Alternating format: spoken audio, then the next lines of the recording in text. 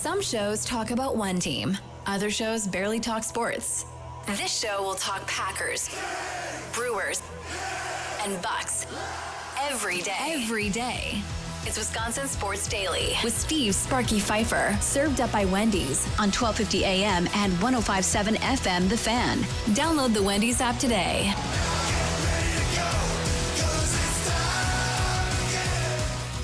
It is time again out here at Summerfest. Steve Sparky Fifer with you, along with Charlie Usen back at the studio back there in Hales Corners. I am out here at the Hole-in-One Challenge. Kind of kitty quarter. Alexis is part sponsor with that, as is 1250 AM and 105.7 FM, The Fan as well. Right here on Lake Michigan, it's an island hole. You have your chance to win the Hole-in-One. Come on out here, take your best shot.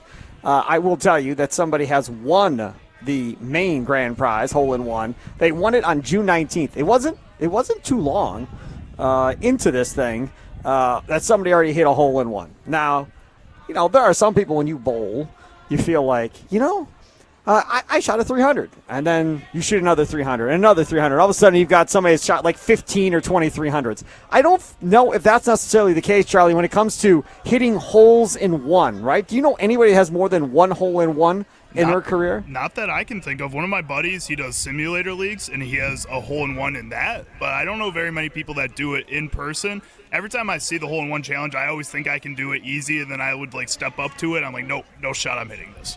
Right, exactly. So I've obviously never gotten a hole-in-one, mainly because I'm not strong enough, I don't think, to get the ball to the actual hole. Probably is the main reason why I haven't gotten a hole-in-one. But either way, so make sure to come on out here. Check us out here out at Summerfest. The walkway by the Hole-in-One Challenge. Coming up on today's show, Ty Windish from the Eurostep podcast coming up. We'll talk about the Bucks draft coming up tonight and see who he likes for the Bucks to take in the second round. Some surprises last night for certain in the NBA draft. We'll get to that today. Tim Dillard, Brewers analyst on FanDuel Sports Network Wisconsin. He'll join us coming up at 3:20 like he does each and every Thursday. We'll talk about Jacob Mizorowski's huge showing last night. Yesterday afternoon. Something special, folks. We talked about it yesterday when the game was done, but Mizorowski, 8 strikeouts and more shutout innings of baseball, 5 shutout innings. He was on that 80 pitch count, and they had to shut him down once he got close to that, so that ended up being 5 innings, mid-70s, and they didn't send him back out there for the 6th inning. I was looking at Ben Verlander, who is Justin Verlander's brother, and he's very popular on social media. He's does some stuff for Fox and so forth. And Ben Verlander put out a podcast a couple days ago saying that Jacob Mizorowski, the Brewers' young stud pitcher, right now would be his leader for NL Rookie of the Year. Leader for NL Rookie of the Year, folks. Then I look at the odds, right? I get all these people that email odds and so forth. He's top. He's number 1. Tommy Wirtz has talked about Potawatomi Sportsbook. Number 1 as well. So clearly, after only 3 starts, he's already being talked about as the National League Rookie of the Year. Charlie Usen, I was having a conversation last night and this morning with a buddy of mine. You know who he is. And I was telling him, I said, and we talked about this yesterday on the show as well, and he thought I was crazy. If Mizorowski pitches well against the Mets, and then if he gets that next start against the Dodgers before the All-Star break, I think there is a legitimate chance that Jacob Mizorowski on 5 starts will be in the All-Star game. I believe it. I mean, beating the Mets and the Dodgers back-to-back after having 3 of some of the most impressive starts to start a rookie, or any season, if we're being honest, anybody to start their season with 2 no-hit start and then a perfect start and then this amazing outing. If you go and beat those 2 teams, there's nobody really else to beat after that point. If you are the best pitcher in the league in those 5 games, that 5-game stretch of pitching 2 of the best teams in the league, I don't see how you can put anybody else into that spot. Paul Skeens was great, but he kind of blew up against the Brewers a little bit here in the same stretch that Jacob Mizorowski was pitching in. I mean, that denotes him a little bit. Spencer Strider is starting to get hot a little bit for Atlanta, but he's coming off an injury here. There's nobody else that really fits that spot right now in the National League. Not that Jacob Mizorowski really, I think, deserves it. I don't think anybody deserves a starting role in the All-Star game off of 5 games, but nobody else deserves it off of that resume alone in those 5 games. That's the thing. I think when we talk about what's the All-Star game really all about, it's about who's going to draw people when you start talking about watching it on TV. The All-Star game is going to sell out. I don't care where it is. It doesn't matter. It could be in Milwaukee, which it's been. Obviously, we had the tie and all that nonsense that happened. It could be in Chicago. Could be where the Marlins play. Could be where the Athletics play. I don't care where you put the All-Star game. You're going to sell it out fine.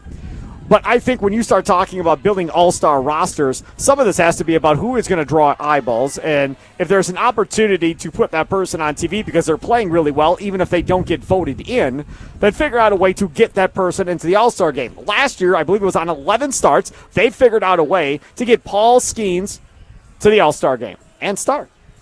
I'm not asking for Jacob Mizorowski to start. I'm simply asking that Jacob Mizorowski, if he pitches well in his next two starts against the Mets and Dodgers, two large markets, that I believe by that point the hysteria around Jacob Mizorowski will be humongous and would be worth putting him in the All-Star game so people could watch Jacob Mizorowski pitch from around the country.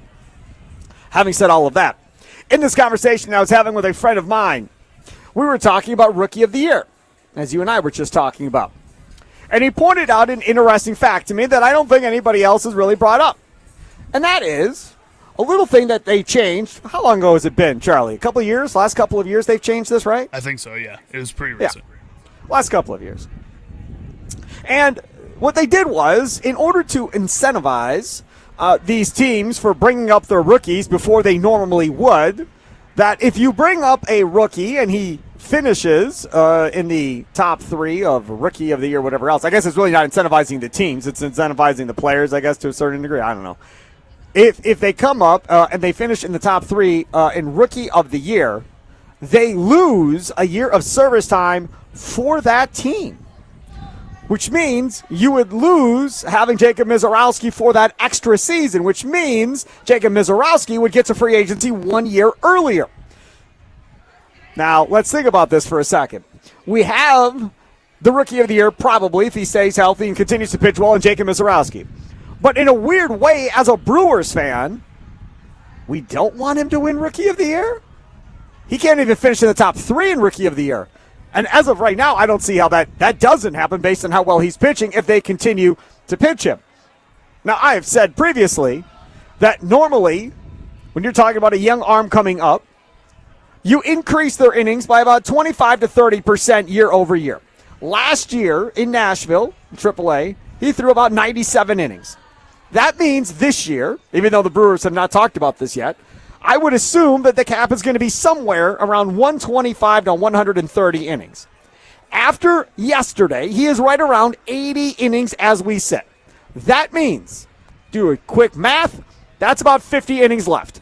If you limit him to 5 innings a start, and don't worry about the pitches, 5 innings per start, that is 10 more starts. 10 more starts would essentially be pitching him once a week.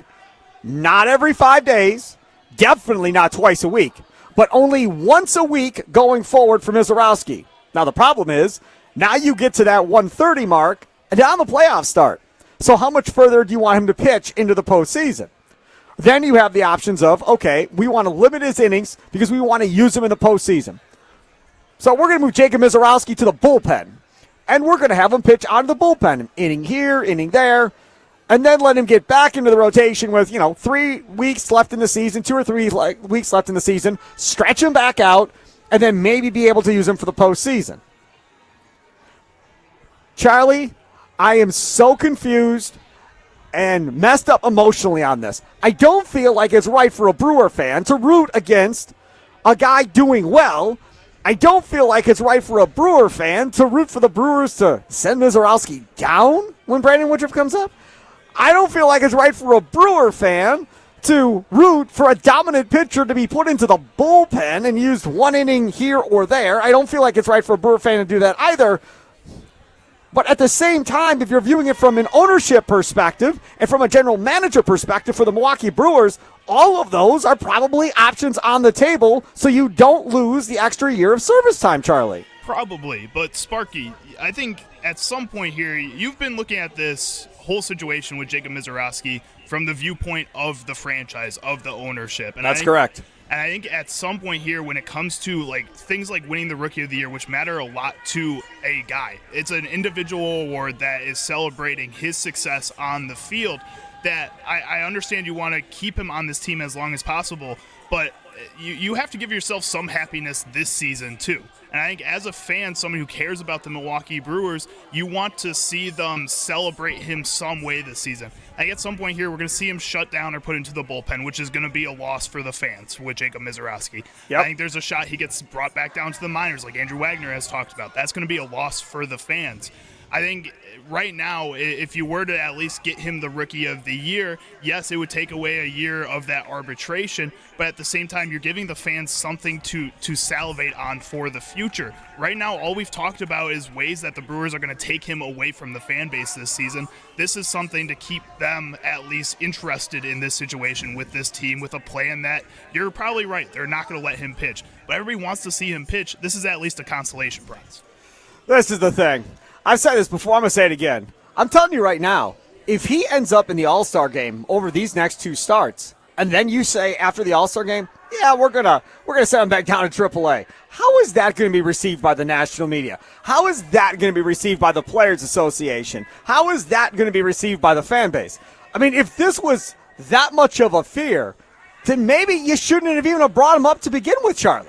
I think so. I think that's probably the way we should be looking at it as fans. We wanted to see him come up because we wanted to see him pitch, and we thought he could help this rotation.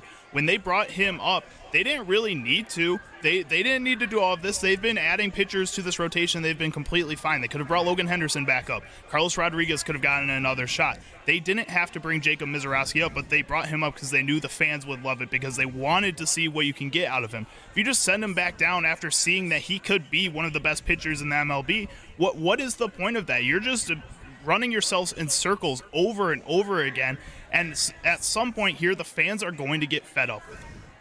Yeah, I wish I could tell you that matters, but it doesn't. I've been fed up my whole life following this team. Still buy tickets, still go to games, still watch games on TV, and I decided to go into this knucklehead business of talking about them for a living. So as much as we Brewer fans get fed up by what is maybe transpiring or what could transpire, most of us aren't going to go anywhere. Most of us are not going to change teams. Most of us are still going to go to games. Most of us are still going to watch them on TV, listen on the radio, talk about them on the radio, call into radio shows. Or talk about them on social media. All of that's going to be a thing. My question is this. If Misiorowski finishes in the top 3 for Rookie of the Year, is it a good thing or is it a bad thing? Nicolay Law Fan Talking text line 414-677-1250, 414-677-1250. Again, if he finishes top 3 in Rookie of the Year, you will lose him for an additional year of service time, which means he will get to free agency 1 year earlier than he would if he doesn't finish in the top 3 for Rookie of the Year. That is a gigantic deal when you are a small market trying to figure this out. Now, the other part of this is, well, if you're Mark Antanasio and if you're Matt Arnold, go to Misiorowski, offer him a 10-year deal at $150 million a year, right? Or offer him a 10-year deal at $200 million.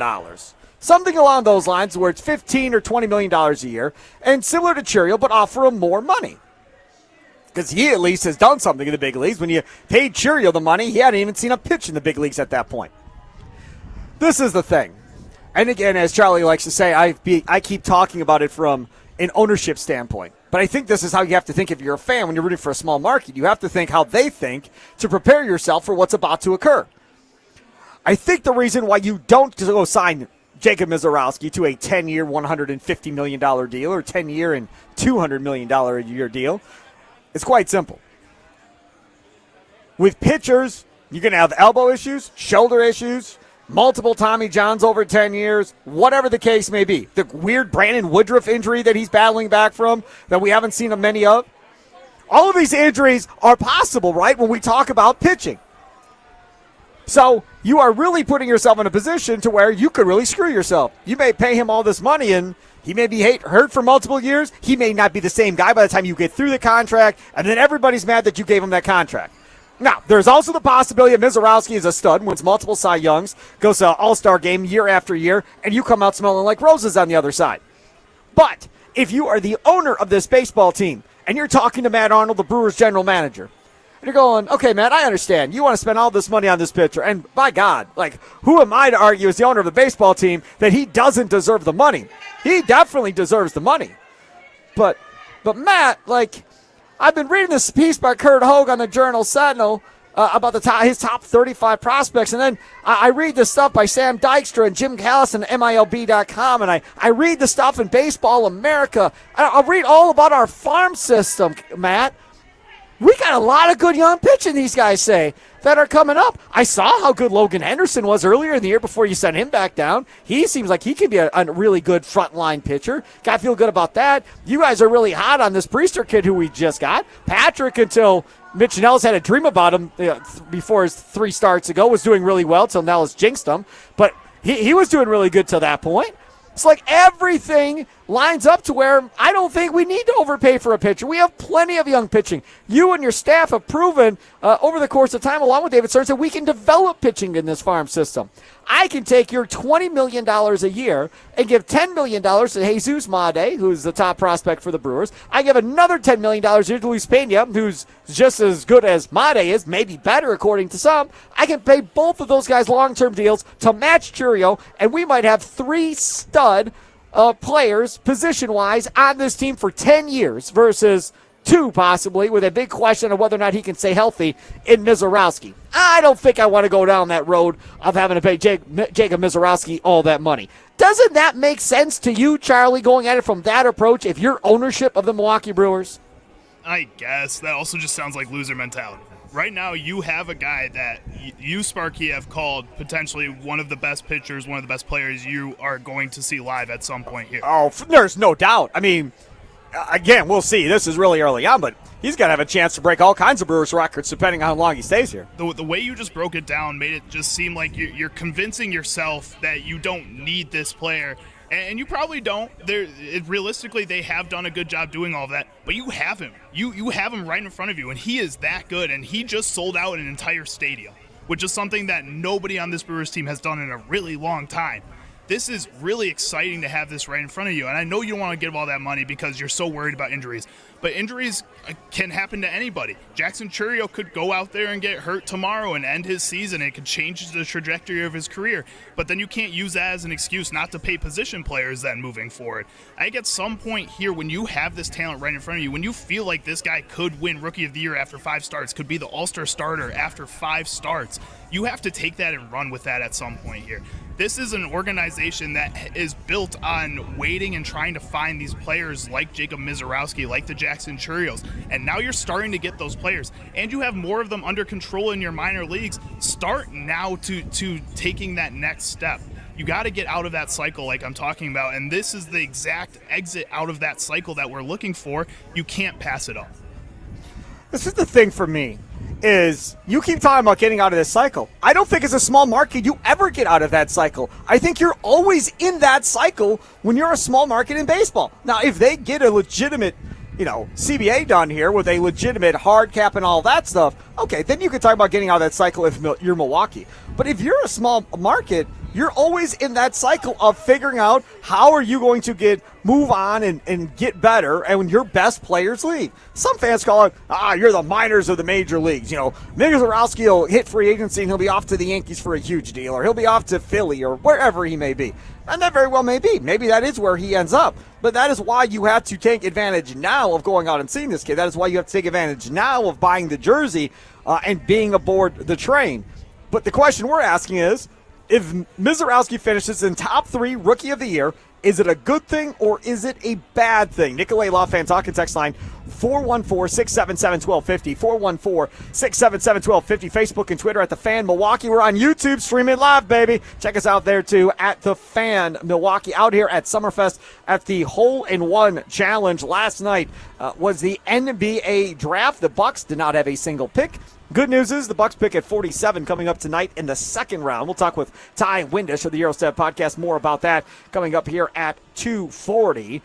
It is Wisconsin Sports Daily, served up by Wendy's. Live live from the 1250 AM and 1057 FM The Fan Studios, powered by the Potawatomi Sportsbook at Summerfest. Time now for your fan weather forecast. 68 degrees, and I will tell you, Charlie, I am cold sitting here right now. My Brewers jacket that I wear everywhere is in my car a long ways away from where I am right now, so I'm going to be stuck here cold. But I'm telling you, bring a light jacket. If you're coming down here, bring a light jacket. It is partly cloudy skies, mostly cloudy. As a meteorologist that I play now, mostly cloudy skies down here at Summerfest right now. Possibility of rain coming up here in the 3 o'clock hour. It looks like, according to my phone, Charlie, it says almost a 90% chance of rain at 3 o'clock. All right, good luck over there. I'm glad I'm in the studio for that at least. Yeah, so get ready for the 3 o'clock hour. Jack, our promotions person, it's going to be busy trying to cover everything up from getting soaked. So right now, 68, a low of 65 tonight.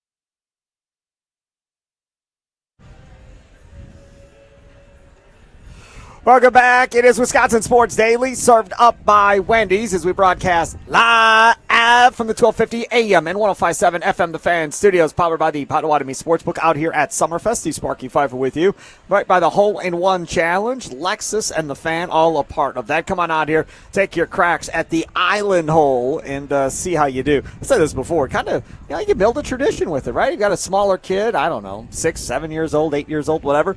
Oh, give him a crack at it. Yeah, I know. Oh, Sparky, he's going to hit into the water. I know he's going to hit in the water, or she's going to hit in the water. But you take your picture of them taking their swing, take your picture of where they're going, maybe a little video, and then the next year you come back, you do it again. And eventually, when they get to be 13, 14, whatever it is, maybe before that, they get the ball onto the island and onto the green, and you guys party like there's no tomorrow. And then they can try the impossible, essentially, of trying to get a hole-in-one out here at the Hole-in-One Challenge. It's not impossible. Somebody's already done it here on June 19th. The prize is still to be won out here at the Hole-in-One Challenge. We'll talk with Ty Windish of the Eurostep podcast about the Bucks draft coming up tonight. The Milwaukee Bucks select number 47 tonight in the second round of the draft. And we'll see who he likes there and what he thinks of how the Bucks are going to build this roster going forward with Giannis. So looking forward to that. All right, let's talk about the NBA draft winners and losers from last night. Charlie, let's start with the loser Bulls and tell me what you think of what they did last night, because I'll be honest, I don't know much about the guy they drafted. So tell me all about who they drafted. So Noah Osenwe, I think is how you say it. This I've been practicing since they drafted. I'm still Good working job. on it a little bit. See, my rule is I don't really worry about learning a name until they're either going to play or are good, one or the other. Then I'll figure it out. That's probably the way I should look at it with Noah here. He is a very young player. He's coming out of France. He's 18 years old, so it's another kind of project player for the Chicago Bulls, which is something that I don't really think they should want to be focusing on at this point. They had other players that were available at their pick, like Derek Queen right after them, that I think would have just been a better fit for this team, has a little bit more veteranship to him, which is what I think this Bulls team should be looking for as they look to move on from a guy like Nikola Vucevic or even Patrick Williams. Kobe White has been in trade talks. Lonzo Ball has been in trade talks. So I would think you'd want to go with somebody maybe a little bit more experienced. At the same time, he's a very athletic player. He has a lot of talent and defensive mobility that I think they're looking for as well. Could be a good pick. I'm not exactly the happiest with it. Could have been better, but I'm not 100% mad at it either. See, I mean, for me, when I look at some of these different situations of what different teams did in this draft, like, for instance, the Brooklyn Nets, that is a perfect example of an organization I don't understand. They drafted 4 guards, and they had 5 first-round picks. Do I got that right? Yes, you are correct. And their first guard that they drafted, Igor Demon, isn't exactly a point guard. He can't really shoot or score or anything. He's a good passer. He's an all-right defender. He's a bigger player, but he's not really a true guard, and they're going to try to play him at that true guard. Just doesn't make this a smart decision in my mind. You took a guard out of France. You took a guard out of freaking Israel. When they took the guy out of Israel, that place went nuts at Barclay. I was like, y'all don't know who this dude is, man. Sit down. You have no idea. You're thinking y'all know who he is. Yeah, y'all don't know. And then Danny Wolf. Can we talk about Danny Wolf for a second? Sure. I get it, right? So you're sitting in whatever they call it in the NBA, the green room or whatever the heck that is. You're sitting there and you're waiting. Now, I don't know who the knucklehead is that makes out the invite list of, who you want to have brought in and so forth. But whoever it is does not know that some of these guys are going to get drafted as early as they did at the end of the day. Like who's this kid, the center from China that Portland took? Hansen. Yeah, it's no way that's how you say it. But I don't know, Yang Hansen or whatever his name is, the center. Qingdao. He was supposed to be like a second-round pick. And this dude goes 16. So a guy like Danny Wolf, who is supposed to be, middle of the first round, because of picks like that, dude falls all the way to 27. Man, you would think that somebody killed this dude's dog by the way he was acting, sitting there looking. First of all, he's all teary-eyed, like the world's ending. I'm thinking to myself watching this, I was like, man, you are at the NBA draft. Not as a fan. You are sitting there because somebody is going to draft you. Whether it's first round, second round, whatever. You are about to go into the National Basketball Association. You are about to be on the same floor as Giannis. About to be on the same floor as Kevin Durant. On the same floor as Luka. Right? You're going to be on the same floor with all these guys. And as sad and dejected and everything else that he looks sitting there. I get it. Your pride's hurt. Your ego's hurt. All of that. But at some point, somebody should have reached over to him and said, you do know that, 99.9% of the people never get this opportunity to sit where you are. Like, there are people that are going to get drafted. They were not invited to sit where you are and be put up in a hotel and flown in and fancy suits and everything else that goes along. They weren't in your situation. No. They may be better than you in the NBA, but they're not in your situation currently to be a part of this. Sometimes I think the people around you have to do a better job of building you up. Because Danny Wolf was a complete mess. Right? Kid plays at Michigan, slides in the first round, and you would think, again, something happened to his favorite pet based on how he was acting, Charlie. Yeah, and when you look at a lot of the guys that were drafted ahead of him, I mean, just Jan Hansen on his own, he is a guy that a lot of people have said could be like a Jokic type of ball handler at the center position. He's getting kind of like the Giannis Jokic love that got those guys drafted at some point in their drafts at all. And I think a lot of people are hyping up these foreign players that have those same kind of intangible qualities in their That game. guy is not Giannis, to clarify. He's not. He's a very different Not that archetype. athletic. But he's a foreign player who's rising up draft boards because of what people are picturing he could be in the future. Rudy Gobert was really the same way as well. So that's what they're looking for in that. Danny Wolf, and I think a lot of these college players, especially guys that may last more than 2 years, I think a lot of NBA teams are starting to think that's who you are. And if you don't have a higher ceiling than what you're showing right now, then they're going to move on from you, and they're going to try to take a gamble on some of these guys higher up because the draft itself is already a gamble. You got to get a lottery pick, so you might as well try to take a gamble with the highest pick possible. Charlie, look at Liam McNeely. He was in that green room too, or whatever they call it. He was sitting there. He was smiling. He was happy. He was good. He went after Wolf, and he ended up getting stuck in Charlotte. Now, I understand, right, that at the end of the day, maybe Charlotte isn't the best place where you want to go necessarily, but from a perspective of I'm going to get to play and I'm going to get to be a part of the action, that works out okay. And I'm a first-round pick, which means it's guaranteed money. Liam McNeely and Danny Wolf couldn't have been farther apart as far as how the table reacted for each of them and how they individually reacted. Definitely, but also you look at the situation that we're talking about with the Nets where they're drafting 4 guards, 3 guards ahead of him. I would be a little frustrated too if I'm the 4th guard that gets drafted there. I would feel like I have no room to grow in this organization. If we're being honest, the Nets aren't exactly an organization I want to go to right now. It seems like Charlotte was making informed decisions with their draft. I wouldn't exactly say Con Knipple was the best player to take at number 4, but for the Charlotte Hornets, I think he was. It was the safest pick. He was one of the most polished players. He's a really good connector. He did that all through college. That's exactly what that Charlotte Hornets team need. They have a plan, and that's what they were doing. The Nets didn't really seem like they had a plan at all, and that would frustrate me a little bit if I'm a guy going into a situation like that. See, that's the thing, too. Like, if you think about Charlotte, they traded Mark Williams earlier in the night. So, like, a Danny Wolf, I guess you could have argued, would have made sense for Charlotte at that pick.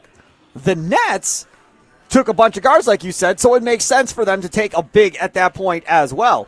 It feels like Charlotte is like, okay, look, we may not have a great big one way or the other, but we're just going to put a bunch of shooters out there, try and spread the floor and run, which is very similar kind of to how Indiana played and how Oklahoma City plays. That's almost exactly how I view the Charlotte Hornets right now. LaMelo Ball feels like a Tyrese Halliburton style of player. Brandon Miller, I think, can be a better Obi Toppin, and they love putting Obi Toppin into situations in Indiana. If he was a better player, he'd probably get even more run with that team because they love having him out there. I think this team is really starting to look at the construction of the other teams around the league, and the Nets just aren't doing that. And when they did their draft and made their picks, it just kind of seemed like they were getting whoever they felt like was the best available at that point, and you just can't do that in the NBA. He is Charlie Houston, Steve Sparky Fifer with you out here at Summerfest, Wisconsin Sports Daily, served up by Wendy's as we broadcast live from the 1250 AM at 105.7 FM. The Fan Studios, and we're right by the Generac Power Stage, right here by the Hole-in-One Challenge, brought to you by Lexus and the Fan. Come on out, say hi, stop by. We had some, what were they called, stress balls or something like that we were giving away earlier on a table. So come on out, say hi. We're here today. We're here out here tomorrow afternoon, too. Don't forget the Pack-A-Day Radio Show weekday mornings from 8 to 9 with Andy Herman talking Packers. Mason Crosby, the former Packers kicker, he's on every day from 9 a.m. to 11 a.m. here on the Fan, along with Mitch Thunder Nellis. Those two do a great job. Rich Eisen from the NFL Network, he's on from 11 to 2. And then the show, Wisconsin Sports Daily, served up by Wendy's with me, Steve Sparky Fifer, from 2 to 5. 1 hour before every Brewers game, we have the leadoff show with Tommy Wirtz, so leading you up to Brewers baseball throughout the season as well. So lots to offer here on the Fan. Tell your friends, tell your family members, tell everybody this is the place to go. If you had to give me a winner and a loser from this draft, Charlie Houston, so far after round 1, what do you say? I think if we're talking about winners right now, the Dallas Mavericks obviously are a winner. When you take Cooper Flagg first overall and you don't trade that pick when a lot of people were expecting you to at least entertain some trades, I think that was the smart decision for them. The Spurs, getting the number 2 overall pick was a win for them, no matter what, just being in that spot. But getting Dylan Harper is always a good pick. Now they have to figure out how to roll with 3 guards in that spot, 3 young guards who are all very good, but I think they'll be able to figure it out. But the real winner, love the Carter Bryant pick. I thought was really good. Definitely. The real winner in my mind, though, is the number 3 pick, the 76ers taking VJ Edgecombe. I think a lot of people were worried they were going to take Ace Bailey. I'm not a huge fan of Ace Bailey in this one. I think that was a little bit of a confusing situation for him. I think VJ Edgecombe by far is the most athletic player in this draft. He's super exciting, and I think he'll fit well with what the 76ers want to do as they're in this kind of semi-rebuild that they're going into here. If I had to go with a loser, looking down a little bit, I think the Rockets trading that number 10 pick to the Suns, Kamen Maluak, I think is phenomenal. Yep. He's going to be one of the best defensive players in the league. I think going to the Rockets would have been a perfect fit for him. You could have moved Alperen Sengun over to that power forward, and I agree. Been a good fit. Yeah, I think you're absolutely right on that. My winner is the Washington Wizards. I really love Trey Johnson, the guard coming out of Texas. Walter Clayton Jr. is just Mr. Clutch, right? The other guard coming out of Florida. Now, what does that mean for our guy A.J. Johnson? Probably not good, Charlie, that they went and got Trey Johnson. I think he's one of the biggest losers of this draft. I think he's going to get kind of screwed out of that rotation a little bit. Yeah, I totally agree with you on that. So I think they would definitely be my winner at this point. I agree with you on Harper and Carter Bryant for San Antonio. They would obviously be another winner for me, too.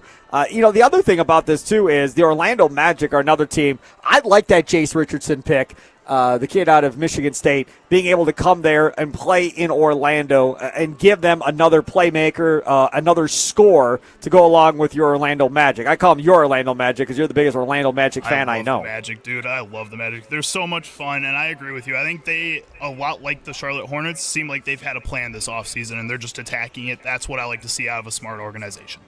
That guard from Illinois, I thought that was a great pick. I don't think he was supposed to fall that far. And he just feels like somebody that makes sense for them. I might be wrong. I think they're going to trade Tyler Hero at some point this offseason. It kind of seems like it. I wouldn't be surprised. I think that's what it's. I think it's what it's setting up for. I really do. I think it's him or Bam Adebayo. I think one of those two guys are going to go. They said Khalil Ware was untouchable or really hard to trade for this offseason. Seems like they have faith in him. I think one of those two guys, because of the money, because of the direction the team's going, may not be on the team by the start of the season. Correct, and that's something that I really want to see. I would say losers-wise, I didn't like the Bulls pick for the same reason you said. Too much of a development. I don't know much about Hugo Gonzalez. Can't say that I know much about Hugo Gonzalez for Boston, but they need players if they're going to blow that thing up at the end of the day. I didn't like the Nets taking all those guards. We talked about that already as well. And Atlanta getting Derek Queen and moving up to get Derek Queen. I guess I'm a little bit confused on that as well, other than, Porzingis obviously is not going to be there long-term in their mind. I think that's really what they're thinking here, and I think this is a player that you can develop under a guy like Porzingis pretty well. And if Porzingis isn't on the court, like he's proven to not be able to stay on the court in the past, this is a guy that you can fill in pretty easily with. Yeah, no doubt about it. Take a quick timeout, come back. I want to hear from our guy Ty Windish, Eurostep Podcast, get his thoughts on the NBA draft from yesterday. What will the Bucks do at 47 in the NBA draft coming up tonight? We'll ask Ty Windish about that. Hey, do you love Taki Fuego chips? Listen up, because you've never had them like this. Wendy's new Taki Fuego meals are here. The Sammy has the Taki Fuego chip intensity you love, piled up on one of our fan favorite spicy chicken sandwiches with Taki Fuego chips, chili lime sauce, and creamy corn spread. Small Fuego fries get tossed in an intense chili lime seasoning. It's almost like this meal couldn't take any more Taki Fuego chip intensity. That's where the extra 1-ounce bag of Taki Fuego chips on the side comes in. Well, while supplies last, you can grab this Taki Fuego meal at midnight or later, limited time only, at participating U.S. Wendy's. Straight ahead, you can watch it on YouTube like you can watch all of our local shows on YouTube right now. All you got to do to find us on YouTube is simply search for @TheFanMilwaukee, @TheFanMilwaukee. It's Wisconsin Sports Daily, served up by Wendy's, as we broadcast live from the 1250 AM and 105.7 FM The Fan Studios, powered by the Potawatomi Sportsbook at Summerfest by the Hole in One Challenge.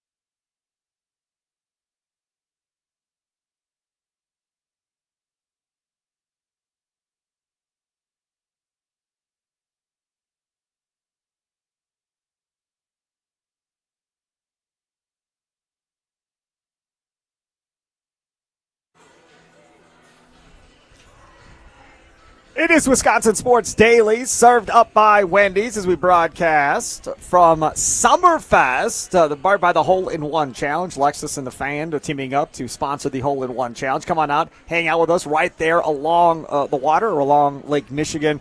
Looking forward to seeing everybody out. If you know where the Generac Power Stage is, we're right across from that too. So come on out, say hi, hang out with us. We haven't really talked about this, but I have had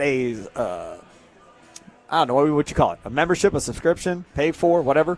U.S. Cellular is my cell phone provider for, I don't know, I think it's been 10, 12, 15 years, something like that. Got the family on it, the kids on it, got Kay's mom on it, everybody is on it. It's been a family affair with U.S. Cellular for a long time, and it feels like a family when you're a part of them. They send you these text messages all the time where you can come in and win different things, different prizes, get upgrades, all of this stuff, and really keep in constant communication with you. Well, now they're doing something very cool as well. These Us Cellular parties that are going on, and they're celebrating their customers with exclusive deals as part of their Us Days event this month.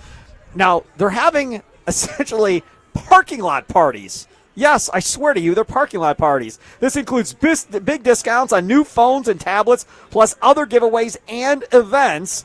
All you have to do is go to uscellularparty.com. uscellularparty.com to find out which location near us, and there's a bunch of them all over southeastern Wisconsin, which one closest to you maybe is having the next parking lot party or a big event going on there. Some of these parking lot parties have DJs, have food trucks. Like, it's a whole big thing that you can take advantage of. And on top of that, you can just stop in to a U.S. Cellular store and say, hey, I want to see what I can win and what I can take advantage of here with Us Cellular Days going on right now. So, again, going on until July 16th, customers who visit a store or website can check out the best upgrade offers of the season going on right now. During Us Days, U.S. Cellular is featuring real customers and associates in their commercials and everything like that. And that's part of the reason why I'm talking about them, because I love them. I've never even attempted or thought of changing. I'd been to one or two of the other providers, had horrible experiences. I've never had a bad experience with U.S. Cellular, and that's why I love talking about them. So check them out today. Find out where the nearest party is in your location. Go to uscellularparty.com. That's uscellularparty.com. A favorite of mine now joins the show, and he is the first guy in the history of this radio station since the relaunch happened, where I can say this. Joining us now on the Fan Guest Hotline, powered by Gruber Law, he is the one and only Ty Windish of the Eurostep Podcast. Ty, how are you doing, my friend? I'm glad that you came to me, and it was one call, that's all. That's how I'm doing. Loving the draft season, Sparky, as you know. Looking at guys who could be there at 50. I was looking at the first round in case the Bucks traded up. I'm deep into the sauce right now, enjoying myself greatly. Thank you for having me on. I found myself fighting with people whenever I talk about the Bucks lately. I don't know what it is, but I find myself fighting. I fought with Eric Name last Friday when I was out here at Summerfest, and we had him on. Him and I yelled back and forth at each other. He was mad at me. I was mad at him. But we ended all on good terms and laughing and having fun with each other since we've known each other forever. I can't wrap my head around what he is suggesting that they do necessarily as far as this gap year thing they're talking about and everything else, and how this whole thing is going to work. I want to ask you a question, because this came up yesterday. I think it was yesterday with Charlie and I. So I get this email, and it's odds of Bradley Beal's next team or whatever, and the Bucks are like fourth on the list for Bradley Beal's next team. Bradley Beal has 2 years left on his deal, just like Damian Lillard. Okay? If I told you, Ty Windish, the Bucks could deal Damian Lillard straight up for Bradley Beal, with both of those guys having player options in their second year, but you get a healthy Bradley Beal to play with Giannis for the entire season, which you will not have with Damian Lillard, and then that second year as well, because Lillard nor Beal are opting out, would you make that deal? If I did, I wouldn't feel great about it. And it's funny because I actually proposed something like this framework to Rohan in our pod, months ago now. God, the playoffs have been going on for so long, or now that they're over. But, after the injury, because obviously Phoenix wants to get out of the Beal business. They traded for yet another shooting guard. They need other players, and Dame would, I think, fit better with Booker than Beal does. Of course, he wouldn't be really playing until later this year. I don't know if the Bucks would frankly be into it, and I think part of that odds that you saw on Beal, I believe Gambo, the expert Suns reporter, says if they can't find a trade, they might actually just buy him out. They might waive him, and Beal could hit the market. Frankly, I think that's sort of insane because almost all, if not basically all of his money would just be dead money for the Suns. But they want to be out of the Beal business bad. And I'm not sure if he would even accept a trade to the Bucks. We know he said, oh, they would deal Chris Middleton for me. I like loyalty, all this. I don't know what his thoughts are now. He seems to really enjoy Phoenix. One of the weirdest sagas ever. I will answer the question. I'll say no. I actually wouldn't. I actually think Dame getting back healthy, the fit with Giannis, is there. And I think both sides potentially could explore a trade going into next season if Dame can prove he can be healthy. Whereas with Beal, it's not up to you anymore. And I think that's a troubling lack of flexibility that's really bothered Phoenix this last year plus. It's Ty Windish. Euro Step Podcast does an amazing, amazing job. Follow him on Twitter at Ty Windish, T-I Windish. And, of course, you can watch all of this as you watch it live on the YouTube page of The Fan. Just follow us on YouTube at The Fan Milwaukee. Again, use the at symbol at The Fan Milwaukee. All of our local shows now streaming on YouTube. It's Wisconsin Sports Daily, served up by Wendy's out here at Summerfest. All right, now let's have a fun game. Back or not, Bobby Portis? I'm saying back. I'm hoping back. Really strong end of the year. Showed he can be a nice front court combo with Giannis. I want him back. Brook Lopez. Not back. A lot of interest around the league. I think the Bucks realized they tapped into something when they went away from Brook late in the season in the playoffs. I hope he finds a nice deal and a nice home, but I would move on from him at this point. Back or not back, Gary Trent? I think back. I think this should be their first priority.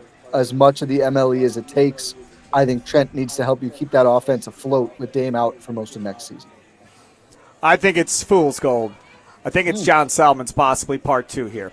He played really well in the postseason and is going to ride that to a big contract. I'm telling you right now, if that contract gets to be $12 million or more a year for Gary Trent, maybe even 11, I think I'm out. I don't think I want to pay that much money for Gary Trent. I'm not in, and I feel like whoever signs Gary Trent, and he should take the highest offer. Let me make this very clear. If you're Gary Trent, this is your one time. Take advantage of what you just did. Get the biggest offer, even if you get stuck having to play for some crappy organization.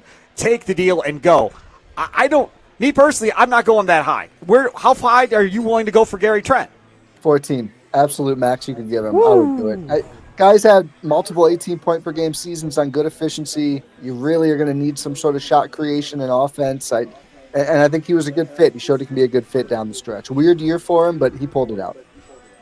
Yeah, I'm concerned, but we'll see how this all goes. I'm fine signing Gary Trent if it's at like 8. Okay, sure, no problem. I'm down. I don't know if I want to go at that. That seems awfully high to me. All right, let's continue on with back or not back, talking about this Milwaukee Bucks team. I'm pretty sure I know the answer to this, but Kevin Porter Jr. I'm kind of split down the middle here. Probably back, depending on what kind of price he's looking for. This is one where I wouldn't probably go much above the minimum, or at most they have that biannual exception that's about $5 million. But I would prioritize Rollins. I liked his two-way play a little better, and you have early bird rights on him, so you don't need to. It's kind of separate money. It's easier to keep him and do other stuff. And it kind of depends, like, what are they doing this second round? What other point guards are available? Do you want to go get a veteran option to keep you afloat? It's not a must for me, but he did have some flashes, certainly. So at the right number, back. Let's talk with Ty Windish here of the Euro Step Podcast. Follow him on Twitter at Ty Windish. It's Wisconsin Sports Daily, served up by Wendy's out here at Summerfest at the Hole-in-One Challenge, brought to you by Lexus and The Fan. Let's talk about that second-round pick coming up tonight. When I talked to Eric Name of The Athletic on Friday, I was kind of lobbying for a center that can actually score the basketball. I think that's the way. Kalkbrenner would be great, but I don't think he's going to get to him at 47. What do you like for the Bucks right now at 47, knowing there's a couple local products that people are very familiar with, and Tanjay and Cam Jones that are expected to go somewhere in that area as well? I think either of those would be nice picks. Just some guards or kind of a wing in Tanjay's case to shoot and bring you some offense. the interesting thing is there's a lot of openings on that roster and that depth chart right now going into next season, so you can almost go anywhere. I think Kaltenbrenner's interesting. I prefer. I think there's some other big prospects. I really like Rasheer Fleming, kind of more of a 4. I don't think he's going to get down to 47. I No. do think Yep. Charlotte at 33 and 34, they would sell one of those if Milwaukee wanted to do like a future second and cash. I think they could jump up there and get a better prospect. I think there's some fun wings that could be in that range as well. I really So like, you're saying You're saying having 2 second-round picks, then, right? You're not saying giving up 47. You're saying buying another one higher than 47 and staying at 47. yeah, I think that'd be nice. I think they like Rocco Zakarski. There's a little bit of internet buzz on that. The Australian big man, kind of a moldable clay, not really a finished product. So I like Sion James, the wing. I think he's going to be ready to come in and play. I think Fleming could play right away. I think from St. Joe's or St. John's. Not a huge college guy, but big, huge size, huge wingspan, big rebounder. He can shoot the ball as well. There's some other bigs available. Is Raynow is going to go early, Raynow, right? He's going to be right away. Yeah. People are split. I think there are some teams who would want center. Like I think Boston makes a lot of sense for him, and they're pretty high up in the second. I think Raynow could go Noah Penda and then Tiero, a couple of wings who people had first round grades on, who maybe they're not set shooters yet, but they could defend, they can move well. Those would be interesting flyers as well. So I like this second round. I think there's some real prospects here. The Wisconsin guys, Wisconsin and Marquette, I like too. But Sion James from Duke might be my favorite. I think he can be a Neesmith kind of player at the next level. How much faith do you have in Tyler Smith taking a step this year? Moderate amount of faith. I mean, I'm the guy who will laugh at people who buy into the offseason stuff, but then also buy into the offseason stuff myself. And some of the clips he's posted of his workouts on Instagram, he's moving really well. The shot has already fallen at a high clip. I hope that they're going to add some vets, of course, whether retaining their guys or bringing in some people.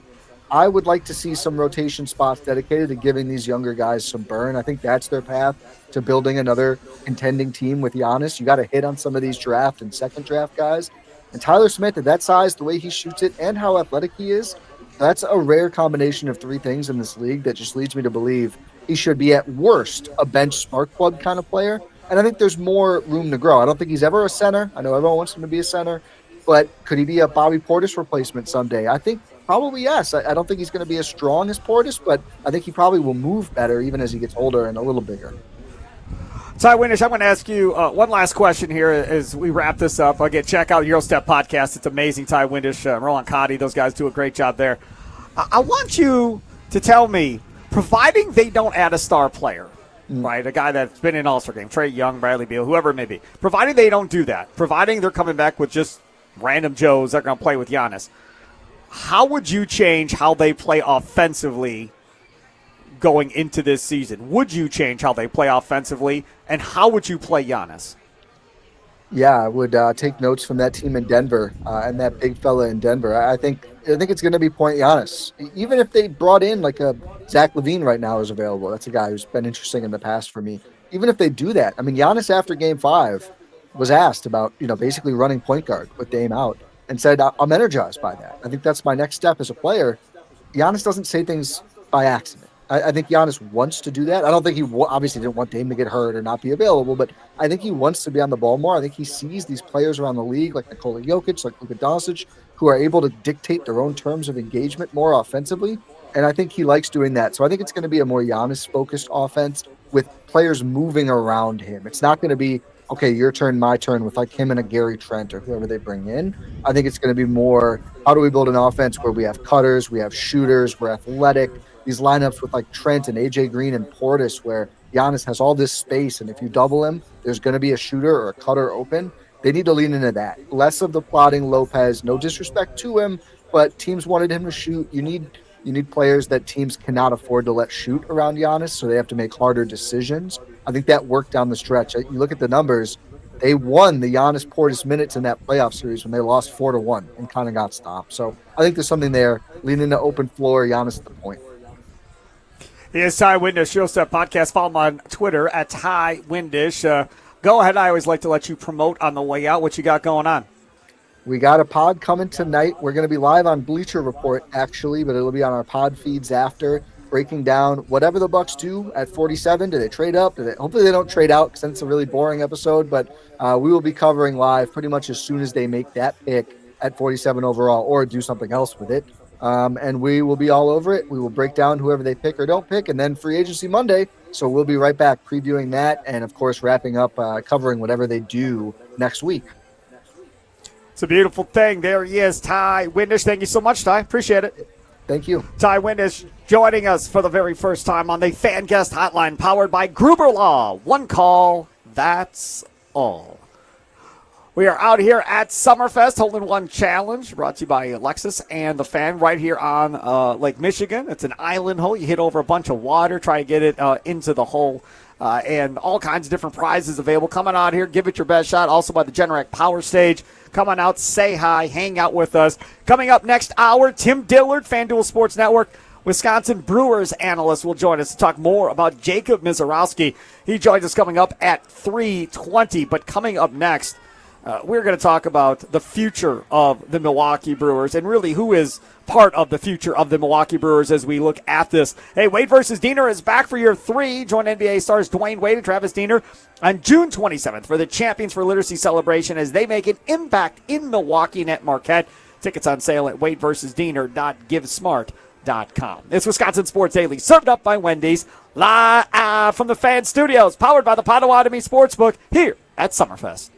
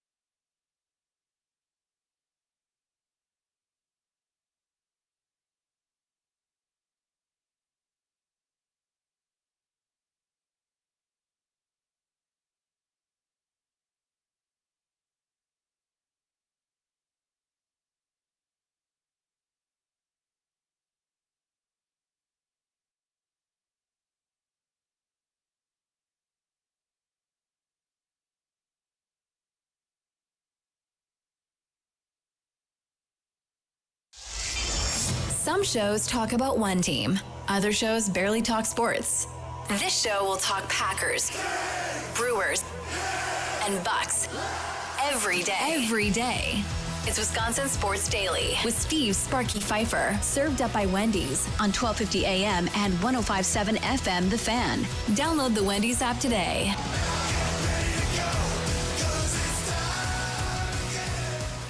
It is time again, hour number 2 out here at Summerfest. Steve Sparky Fifer with you by the Hole-in-One Challenge. Come on out, take your best shot, hitting it over the beautiful Lake Michigan water. Try and get yourself a hole-in-one. Several prizes still up for grabs right now at the Hole-in-One Challenge. We are out here broadcasting live from the 1250 AM and 105.7 FM, the Fan Studios, powered by the Potawatomi Sportsbook. Coming up here in about 15 minutes, Tim Dillard, FanDuel Sports Network, Wisconsin Brewers analyst, former Brewers pitcher, former Milwaukee Milkmen pitcher as well back in the day.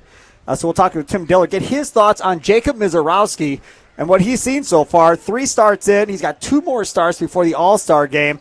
What do you think Dillard's going to say when we ask him, do you think he'll be in the All-Star game? Probably yes, right? Like, you think he'll be down for that? I don't know, because again, he's a former player. Yeah. So I don't know if he's going to be like, oh yeah, 5 starts, he belongs in, or if he's going to be like, no, he doesn't have enough starts, he doesn't get to go. I don't know. My guy Tim seems pretty excited about Miz, just like the rest of the fans. Yes, he's a former player, but I think he's a Brewers fan too here, and this is pretty exciting. It's very exciting. So Tim Dillard joins us coming up here at 3:20. Charlie's Sounds of the Day come up at 3:40. All right, so the Brewers are rolling, right? 2.5 back of first place behind the Trader and the Cubs. They're playing the Cardinals. I didn't look to see what's that score looking like right now, Cubs and Cardinals, game 4 of that series in St. Louis. Give me 1 second. Got to pull my ESPN app. Because that's a big game there, too. Brewers can get a half game here or lose a half game, so we can get to 2 or 3 games back, and then the Brewers get the lonely Rockies, worst team in professional baseball. They start a 3-game set with them coming up tomorrow. And again, another opportunity for the Brewers to gain more ground. I think it's crazy to think the Brewers could be in first place by the time we get to the All-Star break right now. And to be in first place before you get to the All-Star break, considering how bad it was in the month of May when everybody was freaking out about this team, would be quite the accomplishment. So looking forward to talking with Tim Dillard coming up here at 3:20. Of the Brewers' current position players, not pitchers, just position players, who do you think will still be on this team in, say, 4 years when this whole thing is said and done? Because there's a lot of people that are on the Sal Frelick bandwagon. There's a lot of people on the Bryce Terang bandwagon. A lot of people loving Jackson Churio at this point as well. If we're being honest with ourselves as far as how this is all going to play out, if you are following along with the Brewers farm system, which is one of the best in baseball, maybe top 3 in baseball, with how loaded they are with position prospects that are coming, that are probably, more than likely, if we are all correct, better than what they have right now. Terang plays second base shortstop. They have Jesus Mate coming, who's going to be one of the best prospects in baseball, or is already. He's coming. He's 18. You have Luis Pena coming. He also can play shortstop or third base. He's 18. We're saying these guys are going to be here by the start of the 27 season. Okay, so now we're talking about, is Bryce Terang, does he win his job over those 2 guys, right? Does that happen? Your shortstop is Joey Ortiz. He's definitely not a long-term answer one way or the other. Caleb Durbin is at third base, and he's done well to this point, but he's probably more of a utility player on a championship caliber team. I'm not quite sure he's a starting third baseman on a championship caliber team. First baseman, you've got Batante coming. You've got Burke coming, who you just drafted out of Tennessee. He's coming through the line. Luke Adams, if you look at Luke Adams, he's a top 10 prospect in his farm system right now for the Milwaukee Brewers. Kurt Hogue had his top 10 minor leaguers for the Brewers right now up at JS Online Sports. Make sure to check that out. Great piece by Kurt Hogue. Luke Adams is coming. So you have, I can't believe I'm saying it, but you actually have a handful of first basemen that are coming behind Rhys Hoskins at this point. Catching, William Contreras. He's got a couple years left on his deal. They try to get an extension done with William Contreras. It doesn't appear like he wants to play ball based on everything I've heard, which means the top prospect, or one of the top prospects in your farm system for the last 2 years, he was number 1 at one point last year, is Jefferson Cuero, the catcher who's at AAA. he probably is the long-term answer for catcher on this baseball team right now. I think you can make the case that of every one of these position players in the next 4 years, the only player that will still be on this roster, Charlie Usen, is probably Jackson Cheerio. What say you? Nicolay Law Fan Talk and text line 414-677-1250, 414-677-1250, Facebook and Twitter at The Fan Milwaukee, as we broadcast live from the 1250 AM and 105.7 FM The Fan Studios, powered by the Potawatomi Sportsbook. What say you, Charlie? I think Jackson Cheerio is the easy, for sure he's going to be on this roster. I look at the rest of this team, and I would say that even a guy like Christian Yelich, who's under this big contract, who feels like he'll probably retire a Milwaukee Brewer now at this point. Absolutely. Yep. If somebody's willing to give, or somebody is willing to give up more prospects or really wants him, because I think you're starting to see a lot of these bigger market MLB teams be a little bit more aggressive with players of Christian Yelich's caliber and trying to go out and get him. I see a world where the Brewers would be willing to move on from him, too. If some team is willing to pay all his deferred money for the rest of his career, which I doubt they'll be willing to do like they did for a Rafael Devers, San Francisco Giants, that is. So let's go over Christian Yelich for a second. Sure. Christian Yelich has 3 years after this year left on his contract. $24 million in 26, $23.9 in 27, $23.8 million in 28. He'll be 36. Then a mutual option sitting there at $20 million at age 37 and 29, and then a free agent in 2030. So literally in 4 years, he will be off of this roster. I think you would probably want to trade him before that if he's going to have any kind of value. His contract is not that crazy for how good of a player he can be.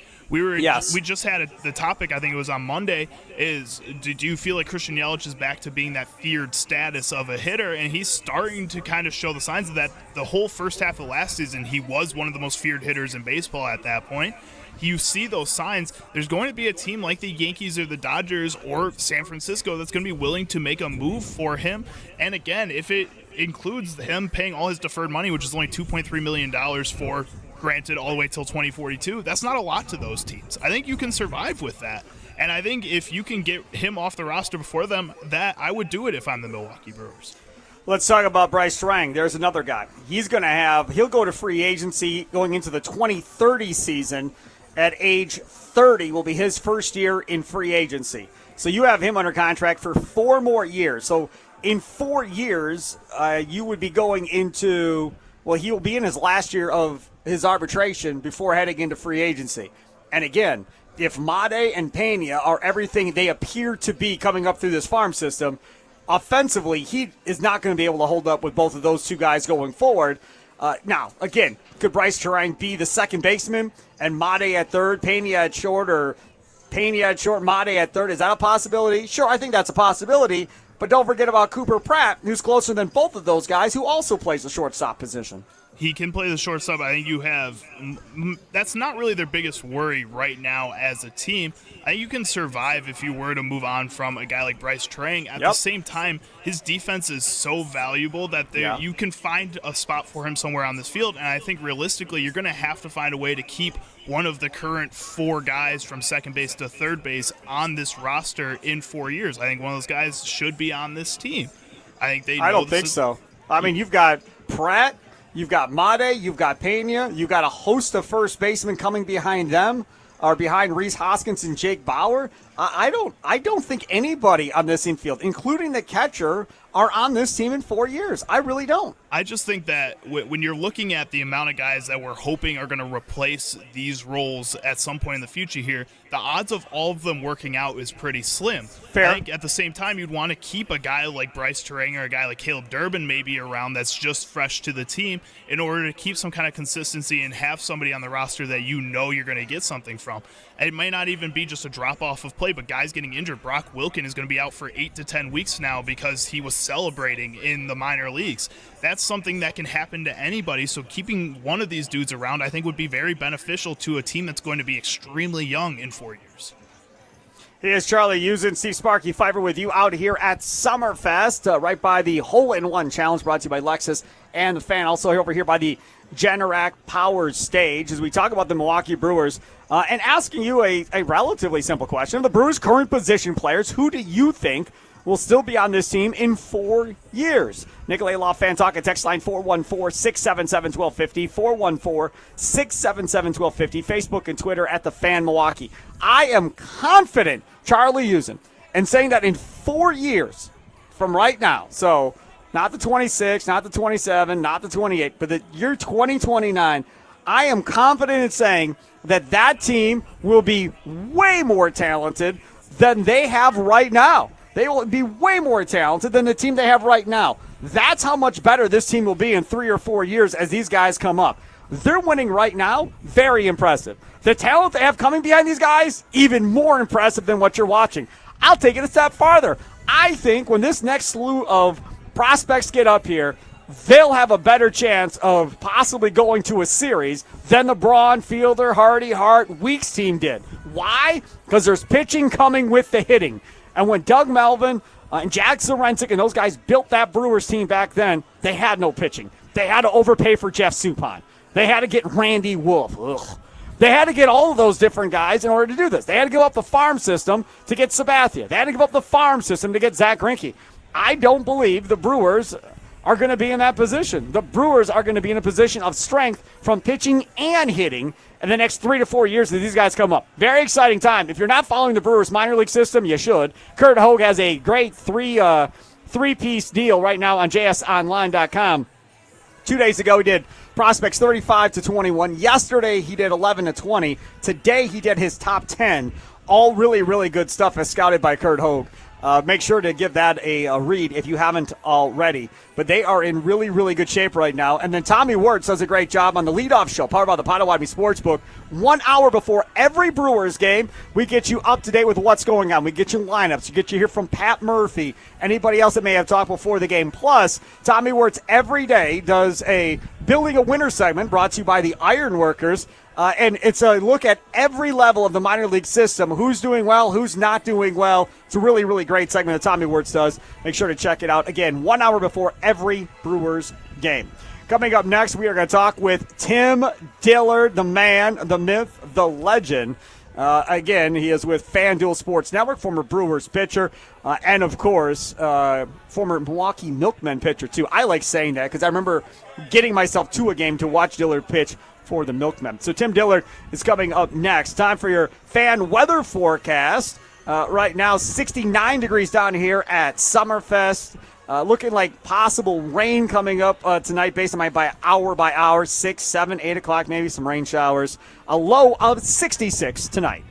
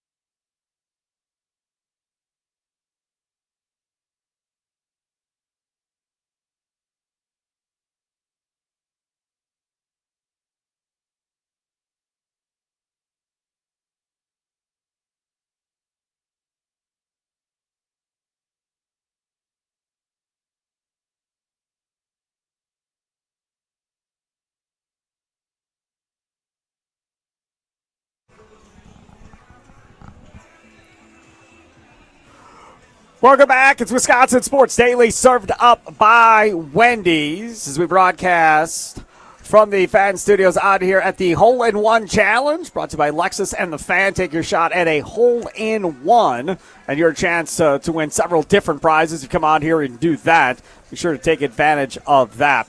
Joining us now on the Fan Guest Hotline, powered by Gruber Law, he is everyone's favorite, Tim Dillard from FanDuel Sports Network. Brewers analyst. Follow him on Twitter at Dim Dillard. How's it going, How Sparky? are you doing, Mr. Dillard? Good, man. Good. I do not hear Tim Dillard. You can't hear me? Tim Dillard. Oh, Oh, there we go. I got you now. Got him. yeah. I got Still you. good? All right. Yeah, we're all set. It was totally my fault. It's all good. Okay, Tim Dillard. Jacob Mazurowski, you've seen him 3 times. 2 was really good. Now we've seen him a 3rd time. I don't know, man. Like, I said after the first start, and he pitched really well, I was like, he can pitch better. Like, that wasn't his best. After the second start, I was like, okay, that's a lot closer to probably what he looks like when he's really going. And then yesterday, you saw him with, I don't know if I want to say it's pressure, but definitely in a situation where it's showtime, kind of, where all eyes are kind of on you, to the point where he stopped going on social media because everything was about him and Skeens. How did you think he did in that situation going up against Skeens? Yeah, I think he did fine. I think in all of his starts, I would say 90% of starting pitchers in the big leagues would take one or all of his starts. They're all have been fantastic. The guy's given up 3 hits, and he has 3 wins. So I don't know what else you can say. And then the big moment, guys like that have been dealing with some of the spotlight for this long, because you can't have stuff like that and not have some sort of a spotlight. But I think he's handled it very well. I think he's handled it perfectly. And I think it's really cool to see the team knowing that, hey, all we got to do is score a run or 2, and this guy is going to lead us to victory, because they know how good he is. This wasn't in play when you were playing, but they put this in play a couple of years ago, 2-3 years ago, where now if a player makes the top 3 in Rookie of the Year, they essentially can give back a year of service time and get to free agency a year earlier at that point. Now, from that standpoint, if you're the Milwaukee Brewers, does that come into mind here as you're looking about how you're going to kind of go through the rest of the season here? Because, as we all know, they are a small market. If he gets to free agency, odds are if he's pitching this well, they'll never be able to re-sign him. So is it Brandon Woodruff comes back, we send him back down to AAA and kind of take him out of this race for a few starts or whatever, and then when we bring him back up, we'll say we're conserving innings, and we'll pitch him out of the bullpen and kind of take him right out of things from being in that race. Because right now, as we sit after 3 starts, I mean, he's number 1 based on everything you look around. Everybody's like, he's going to win NL Rookie of the Year unless something crazy happens. I mean, a lot can happen between now and the end of the season. I doubt the Brewers are thinking that far ahead in that regard. I mean, to me, it's a lot of speculation for no reason. They got good starters. They're going to pitch. As long as they're winning, they don't care about anything else. If you win in the big leagues, you win. That's all they're trying to do. If he's going to help them do that, if they feel like he can help them do that, then he'll be starting. No question about that. If Woodruff comes back, and they feel like they can, if he can help them win, then they'll make a move. But they're going to go with the 5 guys that they feel like are going to be the best in that rotation. Maybe 6-man. Who knows what's going forward? But if they're not going to try to do anything other than win baseball games. See, and that is something else that has not been brought up yet, and I keep bringing it up because I'm the only one talking about this. But normally, you have a innings limit when you're coming up through the minors, where you pitch 97, 98 innings. Normally, it's 20, 25% increase from year to year. You don't want to have some type of crazy increase because of the elbow, the shoulder, whatever. So he's at 97 innings last year. He's at around 80 innings as we currently speak. So if we're thinking it gets to 125 or 130, 5 innings an outing, that's about 10 outings. That's fine. That's like 1 outing a week between now and the end of the season. That does not include the playoffs. That does not include him pitching twice in a week if they keep him on a every 4-day type deal, which is what they had him coming off of here. I think that's something else that has to be considered, too, as far as how they're going to handle him moving forward. Because I would think as a fan or as an owner or as GM, if he's pitching like this, you want him in your playoff rotation. Yeah, I mean, I think they want him to pitch every 5 days. Every time he's available to take the ball, they're probably going to give it to him. Say that for all the guys that they feel like are going to be in the starting rotation. But, they do these things throughout the season. It starts in spring training. They'll measure a lot of the degrees on how your arm moves, your shoulder moves, your elbow. They'll test your strength and things like that to get a baseline of where you are to start the season. And then about every month, they'll go through and do all the measurements again to see if there's any wear and tear, to see if you're having issues in any certain facet of that. And then, again, test your strength. And then now they have all the stat casts. They have all the, analytical stuff on how fast you throw, the movement of your pitches. So it's not so much as hey, you good to go? It's like they can monitor all of this stuff without even having to, do anything other than monitor his health. If they want him to go 150 innings, then so be it if he wants to do that. And the numbers point towards, hey, there's no sign of fatigue here in any way. I mean, I think they're going to be safe. They're going to be smart, but I don't know if this is the time to worry about it. I mean, I feel like for the foreseeable future, he's the guy that's going to get the ball every 5 days and put the team in a position to win. He is Tim Dillard. Follow him on Twitter at Dim Tillard. I didn't realize they did all that stuff every month, like you just said. So that was educational. I don't think most fans probably knew that, but they used to do as it a fan, that's good to hear. Yeah, they used to do it at the beginning of the year, and they started doing it like halfway through the season, and then they would do it at the end of the year and kind of see. But then they realized, why don't we just do this every single month? It's not too intrusive. It used to be. It used to be like, they're trying to bend your arm backwards and stuff, and you're like, man, I don't want to do this. I'm in the middle of a season. But right. The way they do it's very safe, and they keep a log and all that because they can go back and look at other years and things like that and just see the progression. But yeah, I mean, they're monitoring all sorts of stuff, which is really cool. Okay, now here comes a tricky one, and I don't know which way you're going to answer this, but I'm curious because you're a former player, so you've been through this. You're not a fan. Last year, Paul Skeens gets to the All-Star game, starts the All-Star game, 11 starts. That's all it was, 11 starts. It looks like if they continue on the way they're going, Mizorowski will get 2 more starts, probably the Mets and probably the Dodgers based on how this plays out between now and the All-Star break. That would give him 5.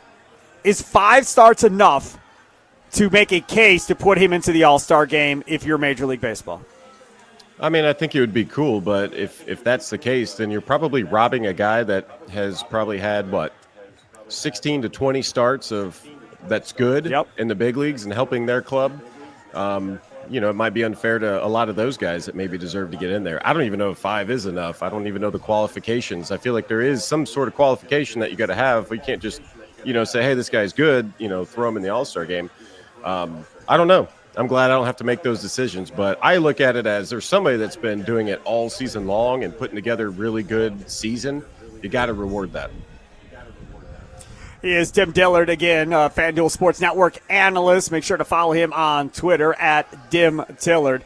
Let's talk about this offense. Christian Yelich is just unbelievable right now. I mean, this June that he's putting up 360, 370 for a week or two is impressive. To do it for an entire month, the way Yelich is doing it right now, we talked about it the other day, he's getting himself back into that territory probably where he's become that feared hitter again, where when he comes up, you're kind of looking like, say, kind of who's behind him? Do we have a base open? Do we really want to deal with this guy? And it's, I don't want to slam Christian Yelich, but it's been a minute since, it's been that type of way when you look at Christian Yelich in a lineup. I mean, not really. He was an all-star starter last year, so, I mean, he was good. It's true, and then he got hurt. He was good last year, before he was injured. So, and even when he's not going his best, pitchers are still knowing he is Christian Yelich. I think what's more even amazing, the production's been amazing, but he's been playing every single day. And I think, he was probably apprehensive at first about being just the solid DH, but I think he's figured it out. Jeff Levering said this on the broadcast the other day. There's an art to being a designated hitter. I truly believe that. There's some guys that can absolutely do it. There's people that cannot. And I think he's figured out whatever he has to do to be at his best every single at-bat. And it was a process for him, I would say. I don't think he was out of the gate sure how all this is going to work. But now every time he goes to the plate, you stop what you're doing and you got to watch because he's going to do something pretty magical. Yeah, no doubt about it. And again yesterday against Skeens. I mean, they didn't have great contact. Yelich's hit, I thought, was relatively solid contact there. I mean, Haas had that blooper that kind of fell in no man's land. Cruz tried for it. But that's all you need. When you're facing a guy that's that good, Tim, and you've got your own guy, like we talked about, Mizorowski going, you're just trying to figure out any way to scrap a couple of runs in, even if you don't score after that.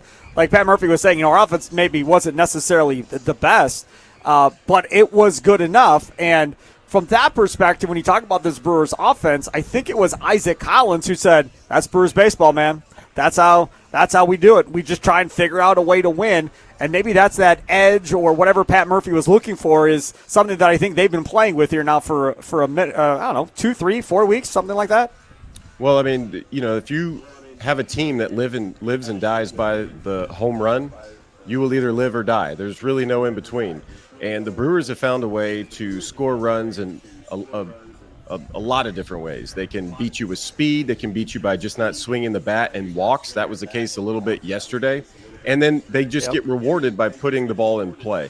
Because of them taking extra bases and stealing bases and taking their walks, suddenly they got multiple people on base.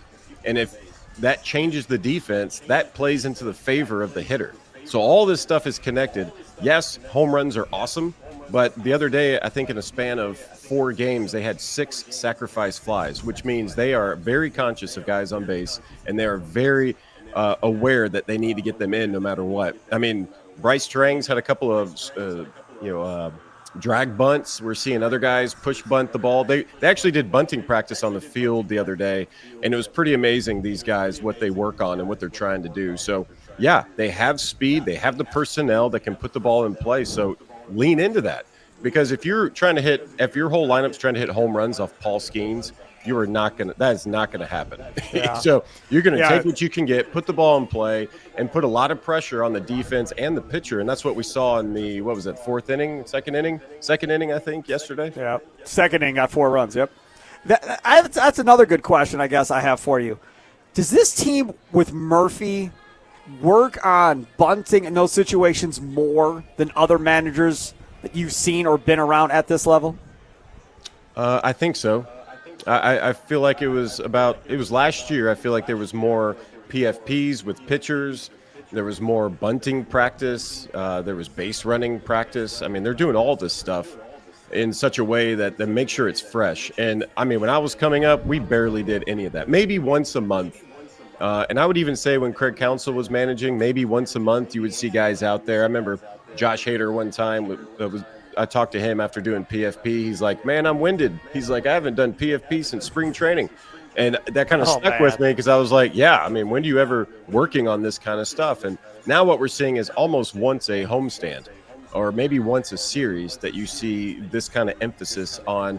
It's not small ball. Small ball is the wrong word. It's fundamentally sound because the situation may arise where whoever it is can think a little differently. Hey, we need a base hit right here. Maybe we need a walk. And then all of a sudden you have a lefty falling off towards the third base dugout. Well, if you can, drag a bunt to the right side, that's an easy play. And we've seen it work for the Brewers all season long, really. He is Tim Dillard. He is the best. He joins us Thursdays at 3:20 here on Wisconsin Sports Daily, served up by Wendy's here on The Fan. Thank you so much. Enjoy watching you on TV. Follow him on Twitter at Dim Dillard. And next Thursday, buddy, hopefully we'll be talking about the first place Brewers. That'd be awesome. Yeah, I'm monitoring the Cubs-Cardinals right now. I'm not sure. What's the score? You distracted me a little bit. Top 8, 2-0 Cubs. So we'll see what happens. That's all right. Sounds good. Your stalker said hi. You have a stalker, Tim Dillard? Two of them. Which one is it? The tattoos. She said the tattoos. I have no idea. Dude, my kids Equally Appreciation hat last year or something like that. I don't know. They know you very well. So I was just passing the luck out here at Summerfest. Tim Dillard, thank you so much. That's awesome. Thanks for having me. There he goes. Sparky. You betcha. Take care. There he is. Tim Dillard joining us on the Fan Guest Hotline. Powered by Gruber Law. One call. That's all.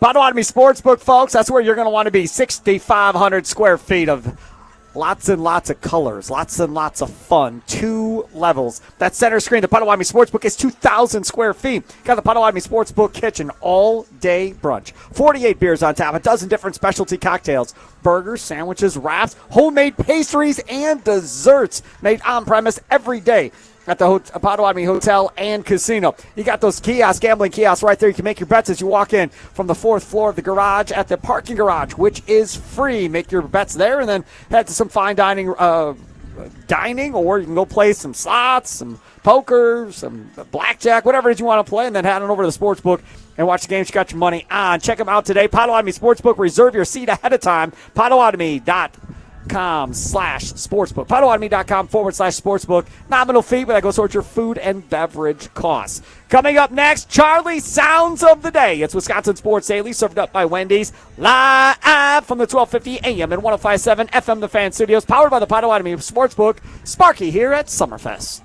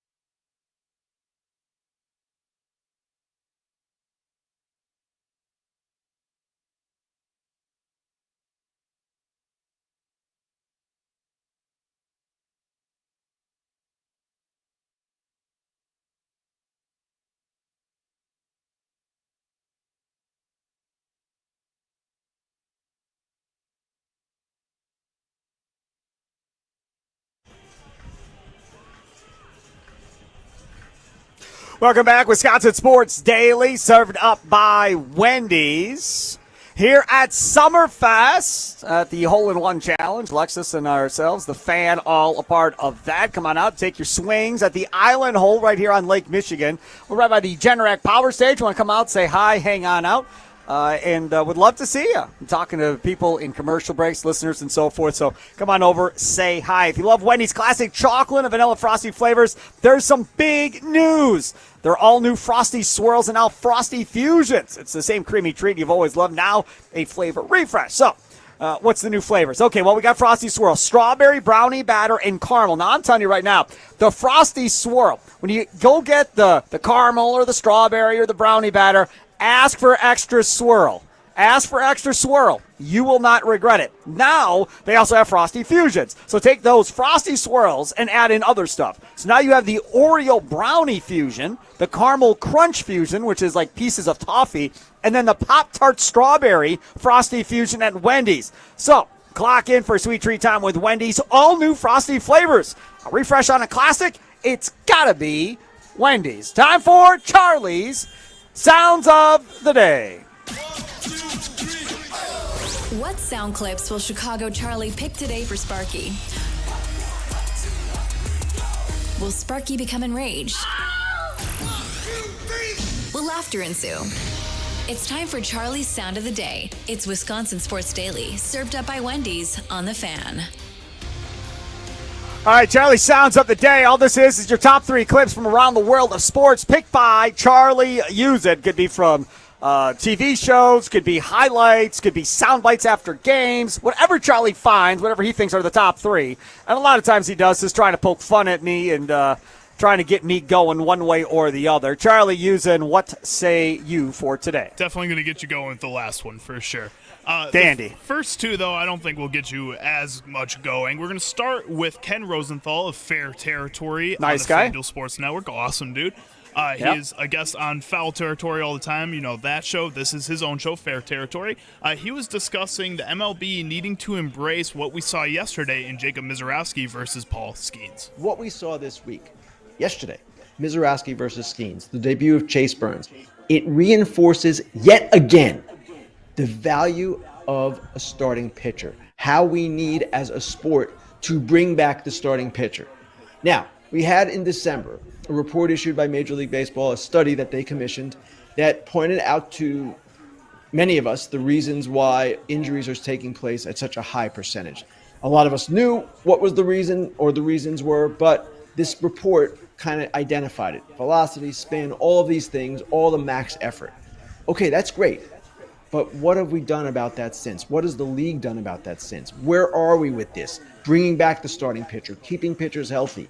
Nothing has happened as far as I can tell. That's why MLB is Dork of the Week. We need more of what we saw this week. That's what will make the sport thrive at a level beyond even where it is now. I don't know if I agree. I don't know if I'm there. Listen, yes, as a Brewers fan, do I love watching Jacob Mizorowski pitch? Abso-freaking-lutely. He's probably the most talented pitcher we've seen in Brewers history at this point. You're throwing 20, 25, 100-mile-an-hour pitches in a game with a slider that's moving 95, 96 miles an hour, a curveball that's going 89 miles an hour, a changeup at around 94 to 96, topping speed at 102 through a couple pitches at 103 in the minor leagues. Yeah. That's great to watch. But if we're talking about Major League Baseball, the future of Major League Baseball, and how this is all going to play out at the end of the day, nothing has changed. What drives ratings, what drives people going to the ballpark, what drives all of this stuff is scoring, offense. You come out of the strike years ago, what drove everybody back to the stadium? What drove everybody back to their TV? Steroid guys, right? Sosa, McGuire, putting on a home run show. They were not driven back to their TVs on 1-0, 2-1 baseball games. They were driven back because of what was happening offensively. The steroid era, for all that was bad about it, the cheating and so forth, did what? It was a huge deal because people were going out. Chicks dig the long ball. Remember the T-shirts, all that stuff? That's what it was about. It wasn't chicks dig the strikeout. Chicks dig 0 runs being scored. It was the power, man. Holy cow, did you see how far he hit that ball? That's what it's about. So I get down with Rosenthal saying, you still want young stud pitching and so forth. Yes, sure you do. But you don't want all of it to be that, because then it's going to dull down the game, bore down the game, and it won't be as big of a deal. The last several years has been about pitching. Runs have been down. Offense hasn't been necessarily as good. You need it to turn, the tide to turn a little bit here. But yes, dominant pitching is fun. To think that you need a ton of it, I don't think you need a ton of it, Charlie. No, I don't think so. But at the same time, like we saw yesterday, that's what filled the stadium, is the fact that you had Mizorowski versus Skeens. And maybe not from a Brewers perspective do you need all these stud pitchers because you're able to work with it. But I think from the league perspective, you've been trying so hard to push guys like Juan Soto and the Corbin Carrolls, the younger guys that are starting to bloom a little bit. And those guys still haven't brought in the same kind of attention that we're seeing a guy like Jacob Mizorowski bring in his third career start. It's taken Aaron Judge 2 historic seasons prior to this one for him to get the consistent coverage that he's gotten. I'm 99% sure I've never gone to a baseball game for a pitching matchup in my life. Now, I may have gone to a game to see a pitcher like Nolan Ryan at the end of his career. I wanted to see Nolan Ryan pitch before it was all said and done. So I probably went there to see Nolan Ryan pitch. Sabathia, the immortalness that was him, knowing he was gone after that year, wanted to be at a game that he pitched and be a part of that. And then, playoff game, obviously first one in 26 years, that was all a part of it. Shohei Ohtani did not pitch last year, but I guarantee you people were buying tickets to see Shohei Ohtani everywhere he went around Major League Baseball because the dude is unbelievable. The Aaron Judge thing, I can't speak on that. I don't know if people are buying tickets to see Aaron Judge or not, or if Yankee fans are showing up. The one thing is, in the NBA, you know right away that when Kobe and Shaq came to the Bradley Center or whatever, you knew there was a big impact. Why? Because there were Laker jerseys all over the place with their names on it. I don't feel like baseball jerseys are nearly as possible or as fashionable as basketball jerseys are. You go to a basketball game, you can see exactly who everybody's rooting for. I went down to Chicago to see a Bulls game a couple years ago. My kid's a Kings fan. I don't know. We probably saw somewhere in the upwards of 30 or 40 Kings fans walking around wearing their jerseys, letting everybody know they were Sacramento Kings fans, and everybody else had Bulls jersey on.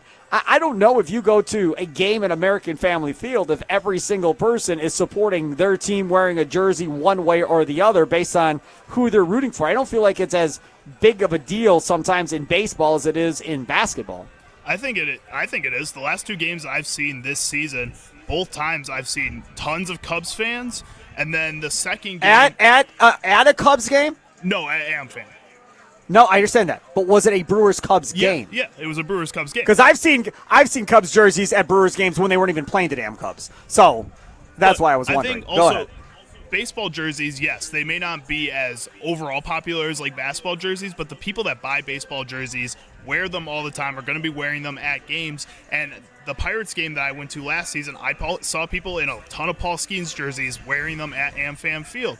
I think the pitchers, and if you are a big enough star, people will buy your jersey, and people that are diehard fans of their teams or of the sport, which I think a lot of MLB fans are, they will go and support and buy the jerseys of those players. And I think pitchers are just easier to see because they're in the games longer for more people. They have more opportunities to get these highlights. Their stats are juiced up a lot more often.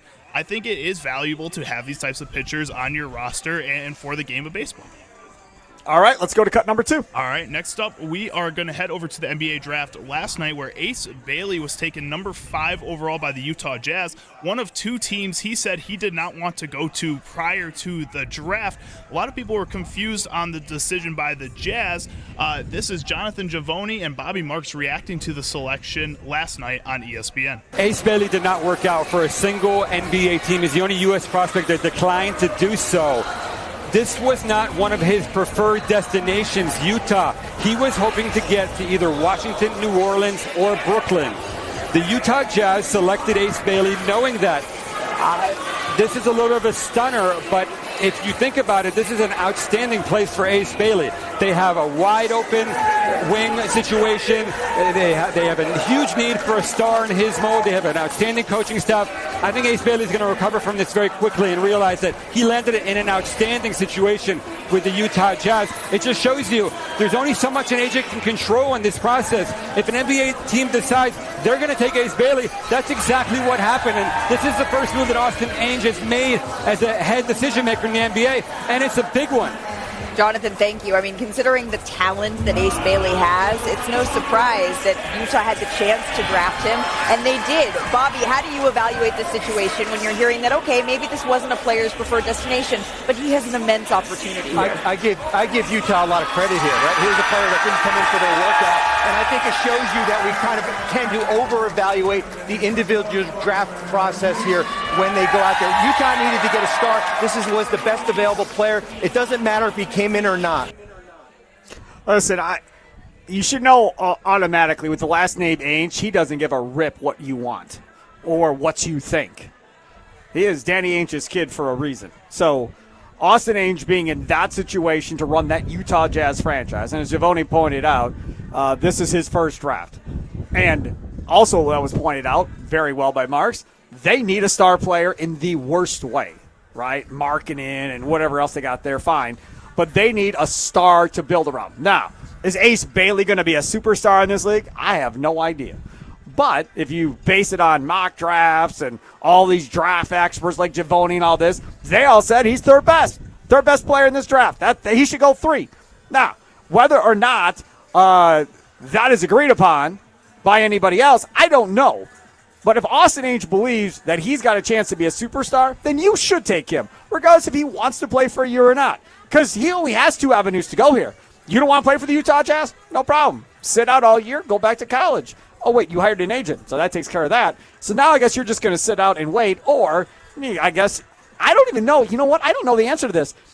He has an agent. He was drafted by an NBA team. So does that then mean he cannot play overseas? Probably because he is not. NBA property, so he can't play in the EuroLeague then? Is that what that means? Probably not. I'm sure there's some kind of contract between the NBA and the EuroLeague to avoid that type of situation. That would be really unfortunate if he chose to sit out. His best decision would just to be played out at least.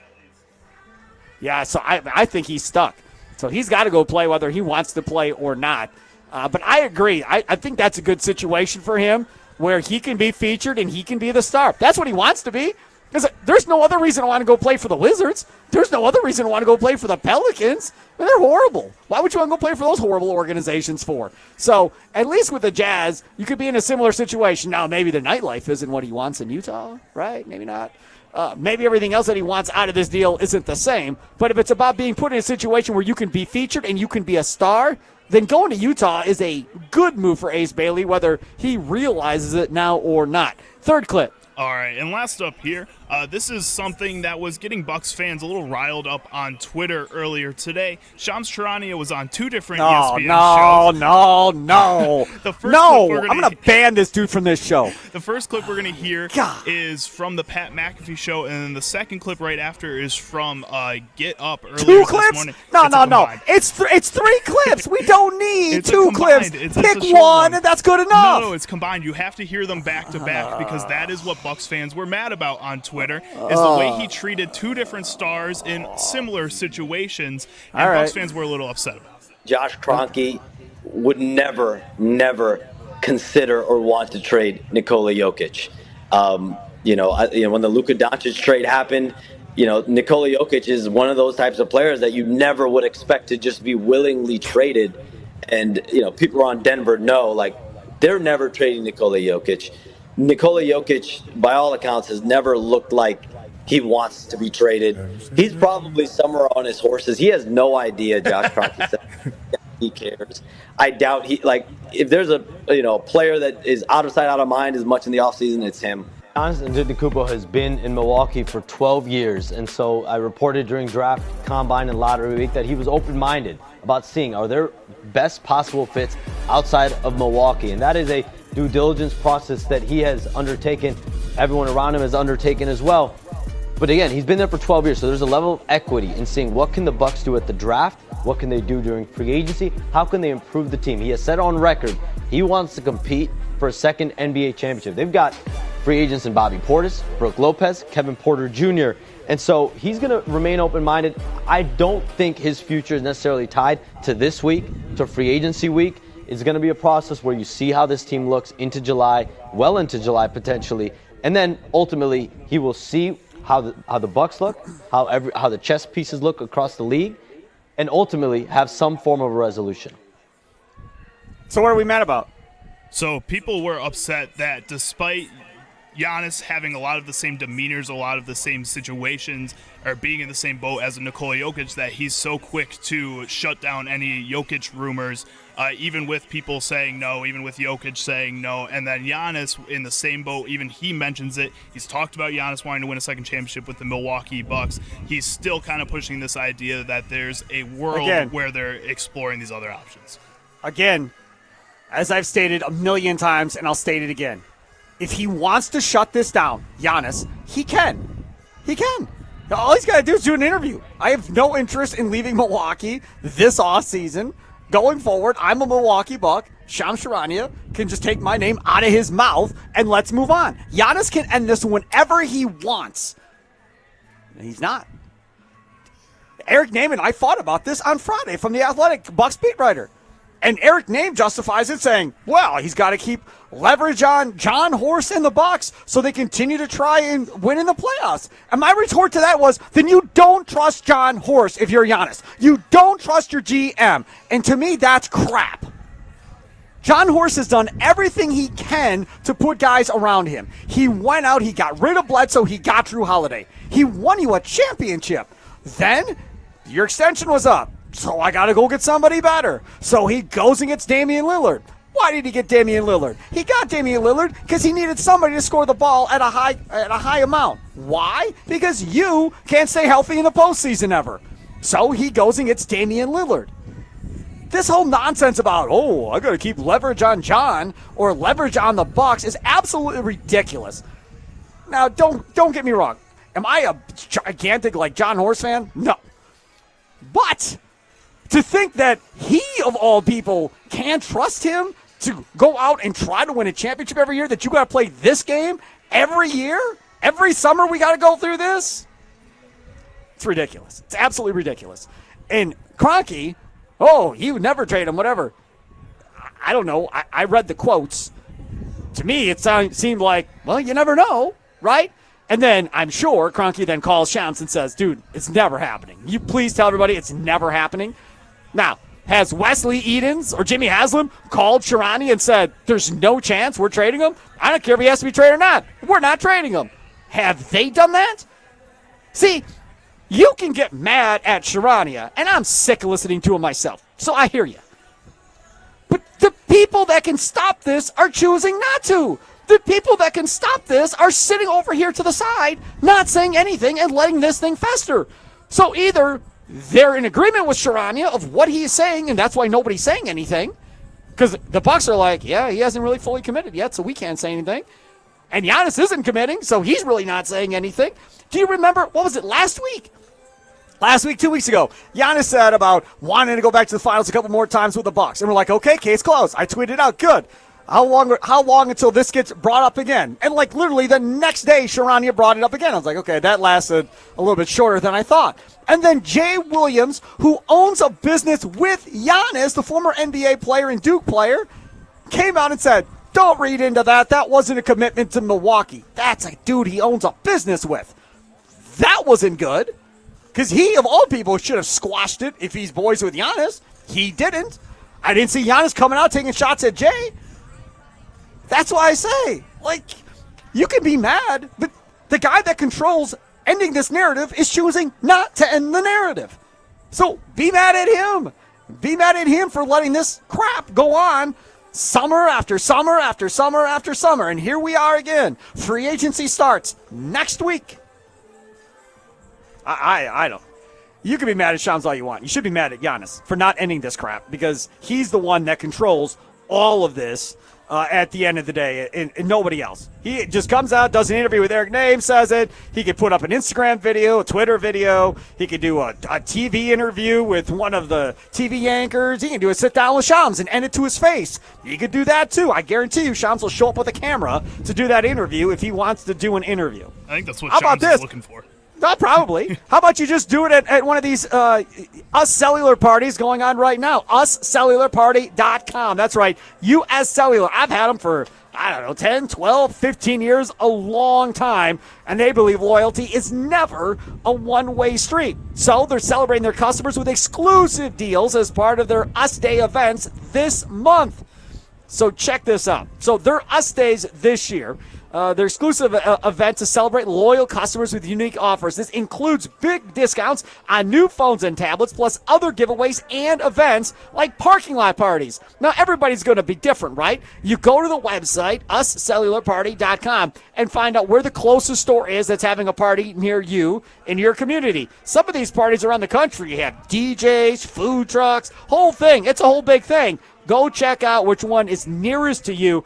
And again, this is going on still for the next couple of weeks, all the way to July 16th. Check out the website today, uscellularparty.com. I love them. I get texts all the time about getting upgrades. Come on in, win a prize. Come on in, check out what we have going on here. They communicate constantly with you if you're a customer like I am. I love them. So I've been with them forever. I've had other cell phone companies, didn't like them, got in fights with them, whatever. These guys have treated me like family. Love them so much. Check them out, uscellularparty.com. 4 o'clock coming up next. Time for our Green and Gold update brought to you by the Potawatomi Sportsbook. Go ahead. Go ahead.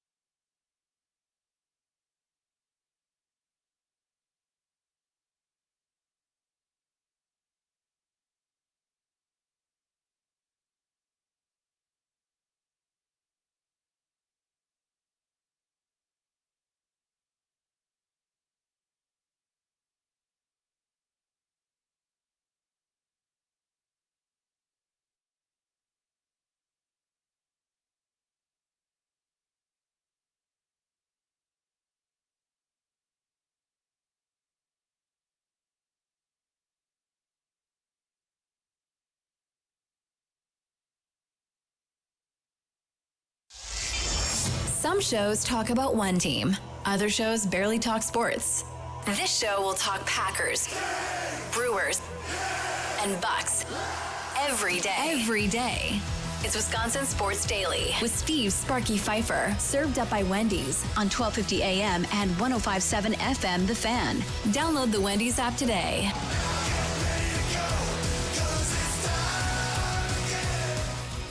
It is time again as we broadcast live from the 1250 AM at 105.7 FM The Fan studios. Steve Sparky Fifer with you out here at the Hole-in-One Challenge at Summerfest. Come on down, say hi right by the Generac Power Stage as well.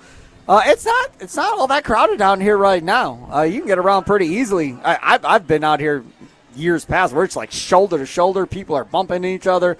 But it's pretty free-flowing out here right now. I would say I would bring a sweatshirt or a light jacket. Quite windy out here, a little chilly.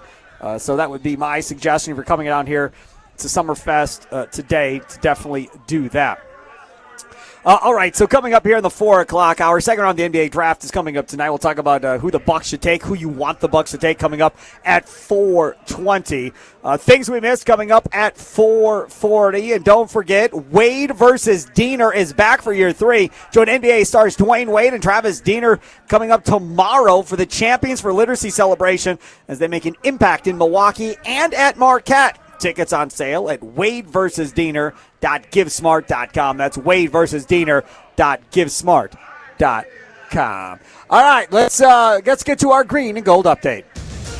It's time for your green and gold update on Wisconsin Sports Daily, powered by the Potawatomi Sportsbook on 1250 AM and 105.7 FM The Fan with Steve Sparky Fifer. All right, let's get to it. Green and gold update. Thanks to our fine folks over there at Potawatomi Sportsbook for being a sponsor of this segment. What is that? There is a mascot head on in this, like, Happy Thursday spiked refreshers thing. Wow. I don't know. That scares me, and I know there's a person in that thing. I don't think they should walk around. They're going to scare little children. They're going to scare little children, Charlie. Okay. That's scary. Oh, it's pretty scary. Tongue hanging out. What? It's a furry. Oh. You furry away from me. I don't want nothing to do with that thing.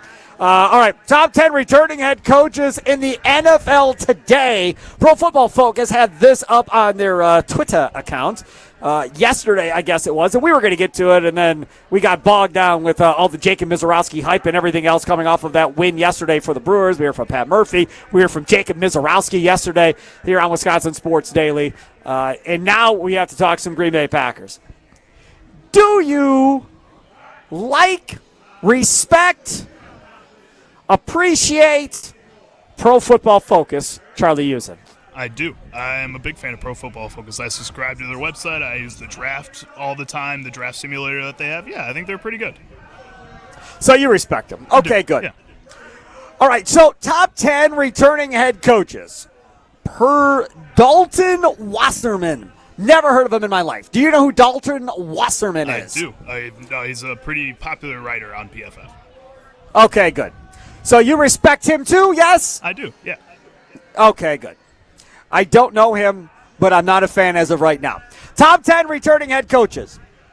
Number 1, Andy Reid. Fine. I have no issues. I have no issues with Andy Reid being number 1 on this list. By all means, the man's going to the Hall of Fame, man wins Super Bowls. Cool. Number 2, I don't know about this one. Sean Payton with the Denver Broncos. Now listen, he had success in New Orleans, absolutely. He took the Broncos after one tumultuous first season, and he has turned them around. But he does have rings, or a ring. So that definitely changes that as far as where you put him. He has a ring. Sean McVay of the Rams. I've always been a Sean McVay fan from the day he was hired. I told people Sean McVay was going to be really good. I like Sean McVay. Number 4, John Harbaugh of the Ravens. And again, he's been with the Baltimore Ravens for a while. They've been very successful the entire time he's been there. Number 5, a guy that is not well liked anymore in Pittsburgh. People want him gone. Mike Tomlin, head coach of the Pittsburgh Steelers. That fan base would not agree with him being number 5. Number 6, Jim Harbaugh of the Chargers. I don't know where I would put him. only because he had one stint here with San Francisco. He did get them to the Super Bowl with Colin Kaepernick. That deserves some credit. Then the power goes out and screws his team over, and Baltimore ends up coming back and beating him. But Jim Harbaugh's 6 as he's trying to turn around the Chargers. Number 7, Kyle Shanahan. Sure, fine, I guess. Yeah, sure. Number 8, and again, they have not finished, remember. They have not finished. Number 8, Nick Sirianni. A lot of people have criticized Sirianni. A lot of people in Philadelphia have wanted Nick Sirianni fired. He's 8. He's got a ring. 9, Dan Campbell. Yeah. I don't know. We'll Good. see. Yes. We'll he see. turned it around. He turned a garbage franchise into something for sure. He turned him into a playoff team for sure. Number 10. This is ridiculous. Kevin Stefanski of the Cleveland Browns is 10. You know where I'm going with this. I want y'all to tell me this. Yeah, just be honest with me. Does Matt LaFleur belong on the top 10 list of returning head coaches? Does Matt LaFleur belong on the top 10 list? Kevin Stefanski of the Browns is on this list and not Matt LaFleur of the Packers. How is Matt LaFleur of the Packers not on this list? Nikolai Law, Fan Talk and Text Line 414-677-1250, 414-677-1250. Sound off with a recorded voice message on the Odyssey app. Follow us on YouTube at The Fan Milwaukee. Use that @ symbol at The Fan Milwaukee. Live stream all of our local shows now on YouTube. Go back and watch our shows, any of the interviews you may have missed, all there on YouTube. Like, subscribe at The Fan Milwaukee on YouTube. You don't have to do it right now. You can do it when you get home tonight. You can do it tomorrow morning. Whenever you think of it, make sure to like and follow us on YouTube. You tell me, Charlie, you're the Bears fan. Where do you think Matt LaFleur belongs as far as returning head coaches? Does he crack the top 10? And if the answer is yes, which it better be, where does he belong? Matt LaFleur, in my mind, as a Bears fan, like you said, I've seen what he can do in short moments and able to turn around guys that don't have the top talent and make them perform at their highest ability. Yeah, he's a top 10 head coach. I would say he's probably a top 5 head coach for me, if I'm being honest. Again, I think that comes from me watching him coach his team as much as I have, not only working here, but as from an opponent's point of view. When you talk about a guy like Dan Campbell, we put a lot of credit to his coordinators, and I think this season we're going to really truly see who he is and who his coordinators are as they go and be head coaches in Ben Johnson and Aaron Glenn with the Bears and Jets respectively. Dan Campbell's going to have a big shoes to fill himself with some helping support some of these other coordinators that are coming in for him. So I don't have faith in him. I would say if I'm looking at my top 5 head coaches in the NFL right now, returning head coach, I would put Andy Reid 1. I think it's really simple that he's number 1. Kevin O'Connell's number 2. I think he's not even on the list. He should be on this list. I don't know how he's not on this list. He's the second best. You're the guy that likes You're the one that likes this writer, not me. I am. All right. O'Connell's 2. Just because I like somebody doesn't mean they're always going to be right. I can disagree with them sometimes. That's fine. Sean Payton doesn't really make sense to me to be up this high. Nick Sirianni, I think, deserves a lot more credit than people gave him. I questioned him last season too, especially at the beginning of the year. And the fact that he was able to kind of get all these personalities to come together and agree on this goal. And yes, it's a very strong team. The Philadelphia Eagles are a star-studded squad, but that doesn't always lead to success. I think you see teams like the San Francisco 49ers, who are another star-studded squad that haven't really been able to figure out over the past 5 years that they've had that loaded team. Sirianni's figured it out there. And then Sean McVay's number 4, and Matt LaFleur would be number 5 in my mind. That's pretty easy. I don't think there's anybody really close.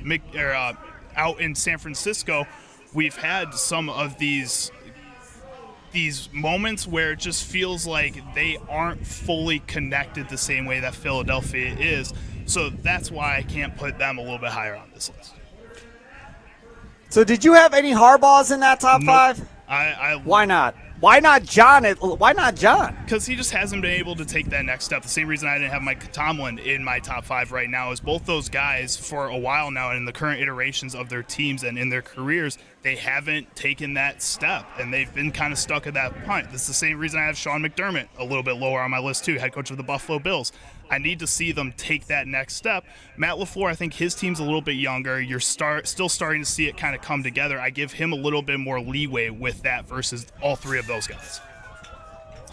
He is Charlie Usen, Steve Sparky Fifer with you out here at Summerfest at the Hole-in-One Challenge, brought to you by Lexus and, of course, the Fan as well, as we broadcast live from the 1250 AM at 105.7 FM, the Fan Studios, powered by the Potawatomi Sportsbook. I agree with you. I think Andy Reid definitely belongs at number one on that list for sure. Then I think we start talking about where I go after that. I think John Harbaugh is probably number two for me on that list. And then number three for me on that list, probably, man, I don't know. I don't know how you don't put Mike Tomlin there. I understand everybody's mad at Mike Tomlin because he hasn't won a first-round playoff game in like a decade. I understand that's where the frustration is. But the man hasn't had a losing season, Charlie.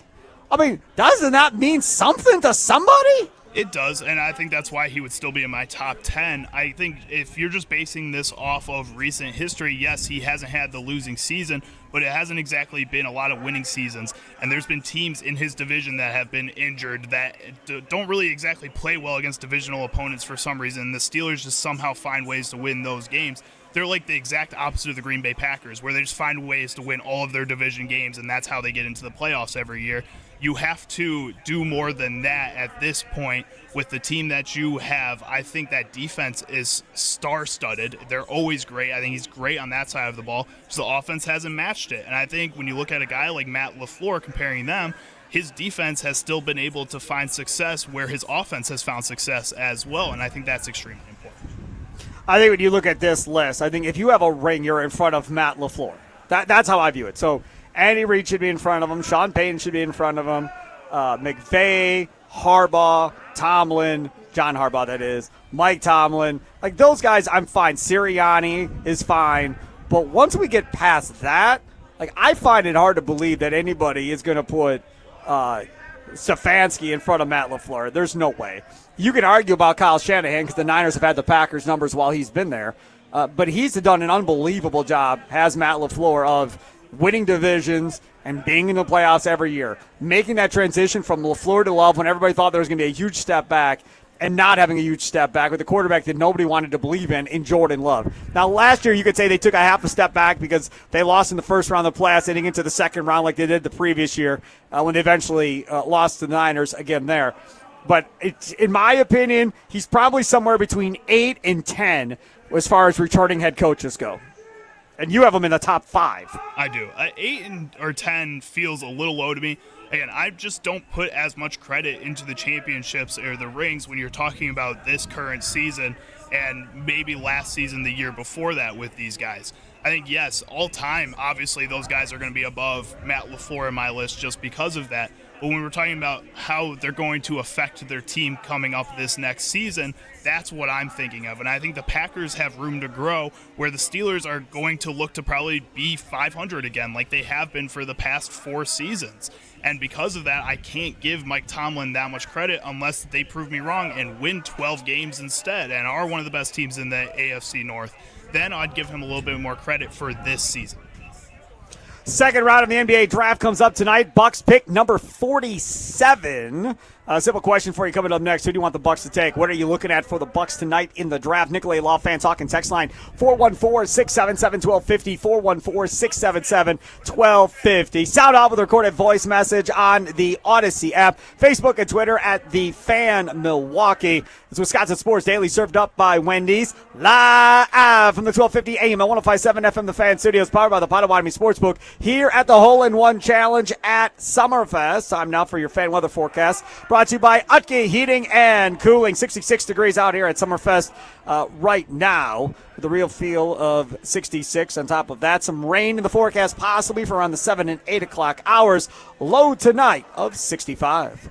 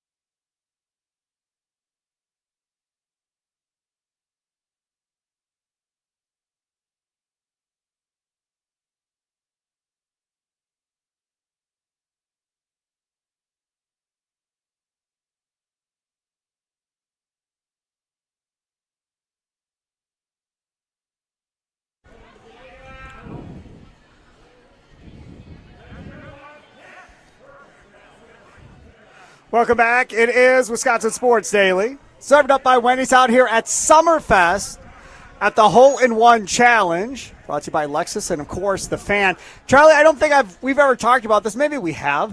What kind of golf game does Charlie using my producer have? Not a good one. I like going to the driving range, and I like going to the putt-putt course. I do both of those pretty amateurly. And when I go and play golf with my friends, like actual golf, I try to use the driver as much as possible is my plan.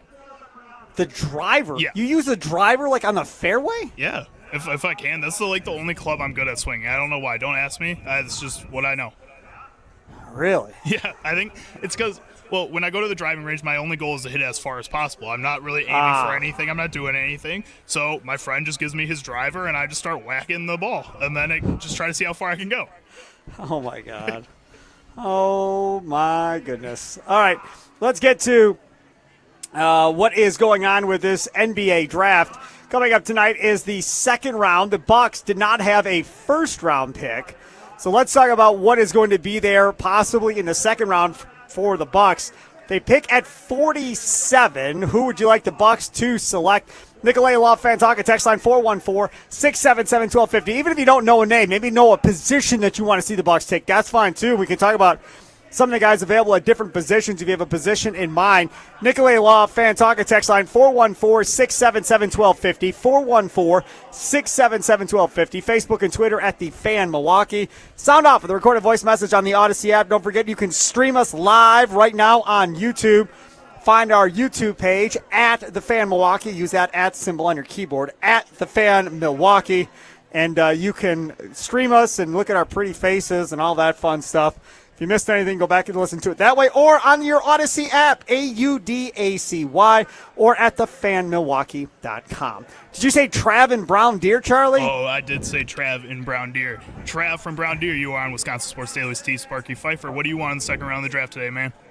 So I know the luxury tax and stuff, Sparky, player for player, right, though, right? I know they got Khan, in the fourth pick.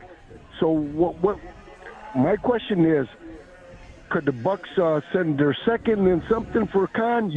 I know how the money is. I don't know how that goes. But do you think Khan, because I heard it earlier, Giannis he's going to distribute when he needs to get downhill. Would you take Khan as a three-point shooter too? And there's a right. All right, I got you, Trev. Thanks for the call. I lied. I don't have them. Who does he want? Con Knipple. He wants them to trade. Oh, his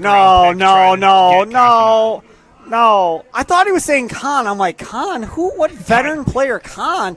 But Con Knipple. Yeah. Okay, fine. No, they're not trading Con Knipple. There's no chance. They just drafted the kid at 4. Like, there's no way they're trading Con Knipple to the Bucks. There's no chance. I mean, okay, I shouldn't say there's no chance. If you traded Giannis for Con Knipple and a bunch of other stuff, okay, fine. But they're not trading Giannis. So you could forget that whole idea, right? But Con Knipple would be wonderful in Milwaukee as a shooter playing off of Giannis. Having the local kid home to play with Giannis would be great. He's with the Hornets now. He's in Charlotte. He's going to have a really good career playing with LaMelo Ball, driving kick game to Con Knipple. He's going to have a really nice career.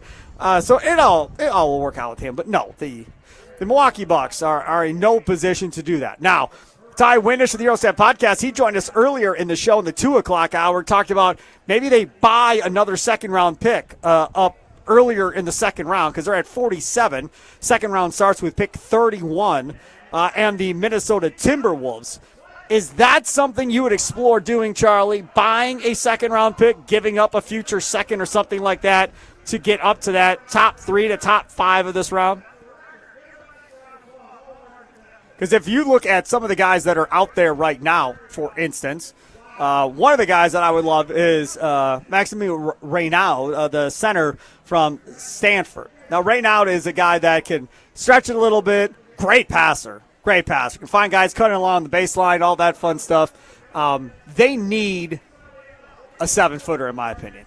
They need somebody that can block shots, pass the basketball a little bit, and hopefully have some offense.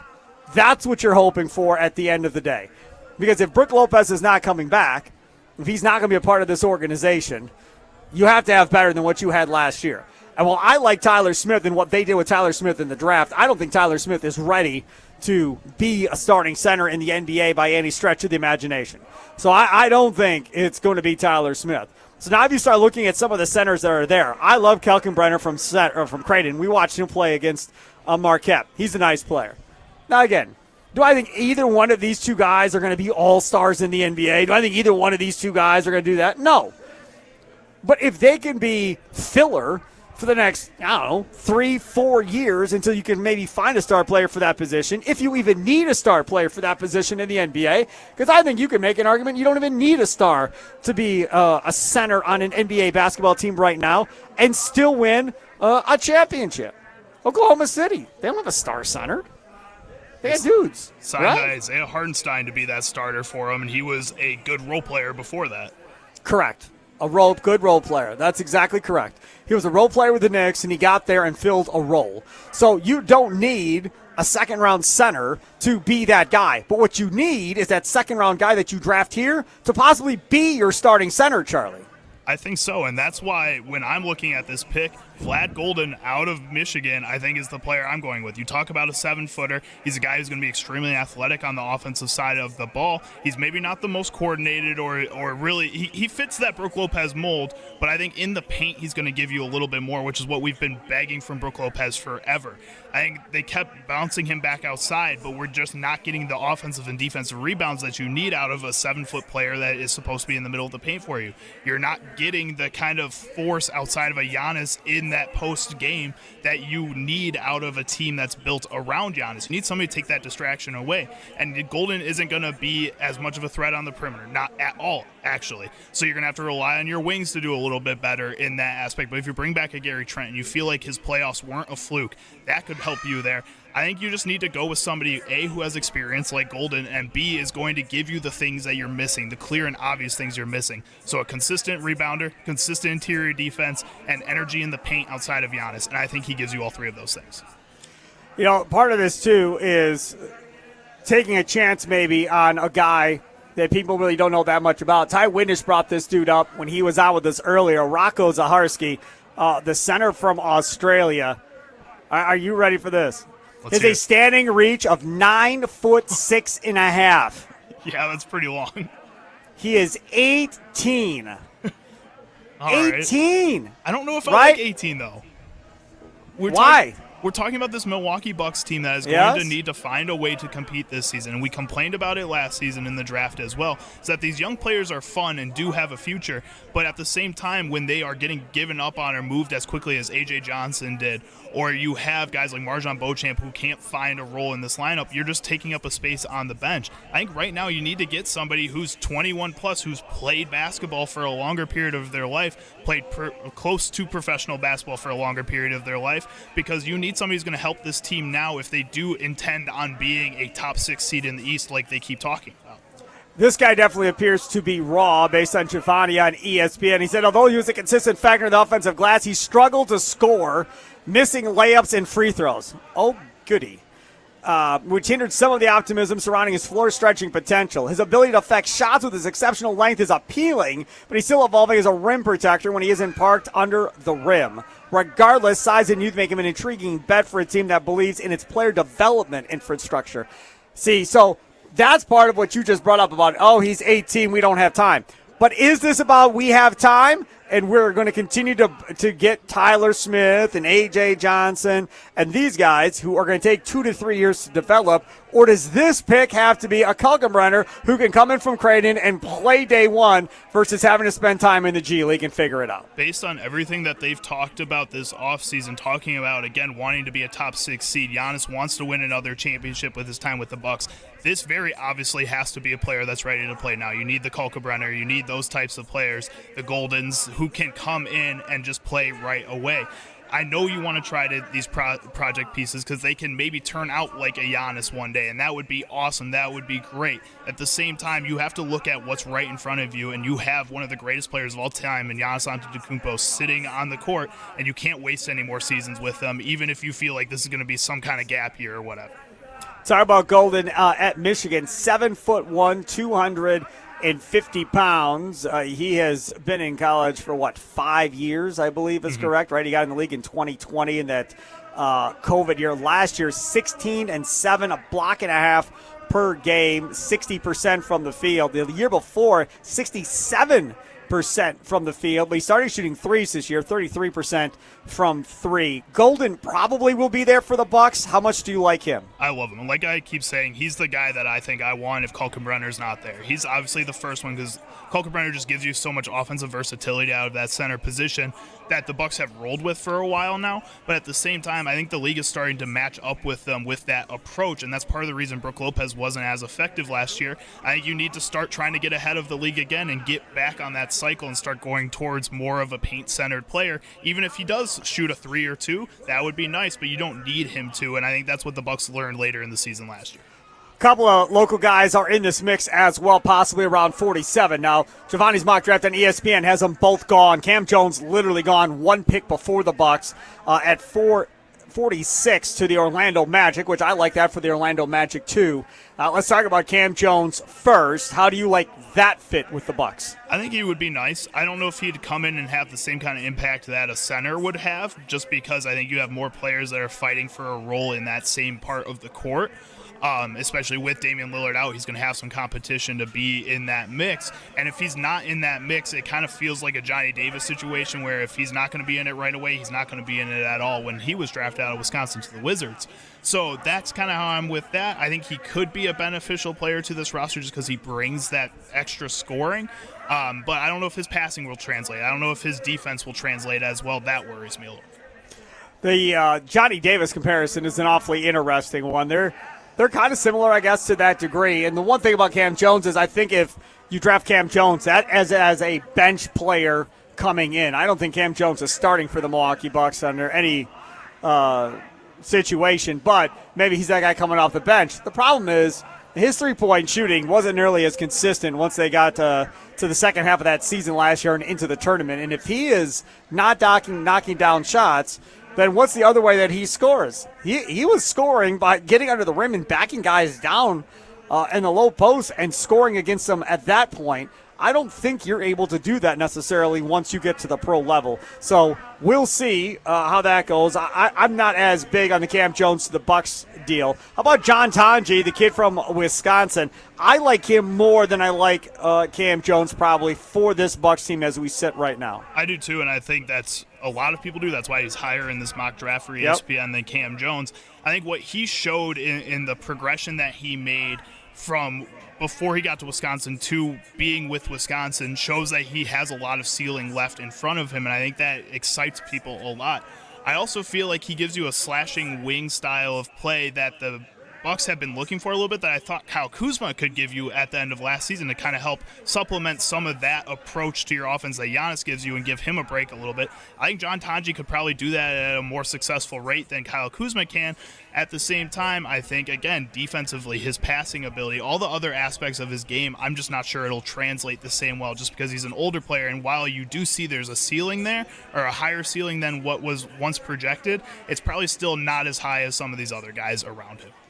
Yeah, and that's the other part about this, too, I think, with the Milwaukee Bucks, and we've talked about this in the past, which is what is going to be the philosophy going into this thing, right? Which is it going to be about now or is it going to be about the future? The Badger Hopper tweets at the Fan Milwaukee, hopefully they pull a European out of nowhere. I doubt it. Demise tweets at the Fan Milwaukee, says Tonje's better. Obviously talking about Tonje versus Cam Jones and which one is a better fit for this Milwaukee Bucks basketball team. I would really like to see the Bucks add another second-round pick at the top, get a veteran center that can come in and play, and then add a 3-and-D wing of some sort with that second-round pick. I think that makes the most sense because really what you're asking for, I think, is both of these players to be in the rotation probably during the season, at least one of the two to be in the rotation. If you only take one guy and you're wrong, you risk getting nothing out of this draft coming up this season when I think you're going to need something from it. And I really don't think you can risk that. Like you said, you need to get something out of this. Whether it's through a trade, you get some veteran players added to the roster, it still has to, you come out of this with something of value that can help the roster right now. And I think where they're picking right now, they can find that type of value. If they want to trade up with some of these other teams that will have centers possibly available, I think you look at Brooklyn and a guy like Nick Claxton could potentially be available for them, especially with how many guys they drafted. And if they can get some more second-round picks, why not go and do that? That seems like their approach. There could be a spot there, so you can move up to the 36th pick. That'd be nice. Outside of that, though, I don't know if there's a whole lot of options that make sense besides just taking a player where you are, a player that is ready to play now. Mornings can start to all feel the same. So if you're looking for a fresh wake-up call, look no further than Wendy's Breakfast. Try a breakfast bacon, either fresh cracked eggs and crispy bacon, a grilled sausage breakfast burrito, or maybe even a honey buddy. Don't even think about sleeping on Wendy's seasoned potatoes and English muffin sandwiches. Doesn't matter what you go for, it's gonna change your life. All right, well, it's at least gonna freshen up your morning. Ready for a fresh wake-up call? It's gotta be Wendy's. Coming up next, we'll talk about things that we missed on today's show. It's Wisconsin Sports Daily, served up by Wendy's, live from the 1250 AM and 105.7 FM The Fan Studios, powered by the Potawatomi Sportsbook here at Summerfest near the Hole-in-One Challenge. I'm Steve Sparky Fifer.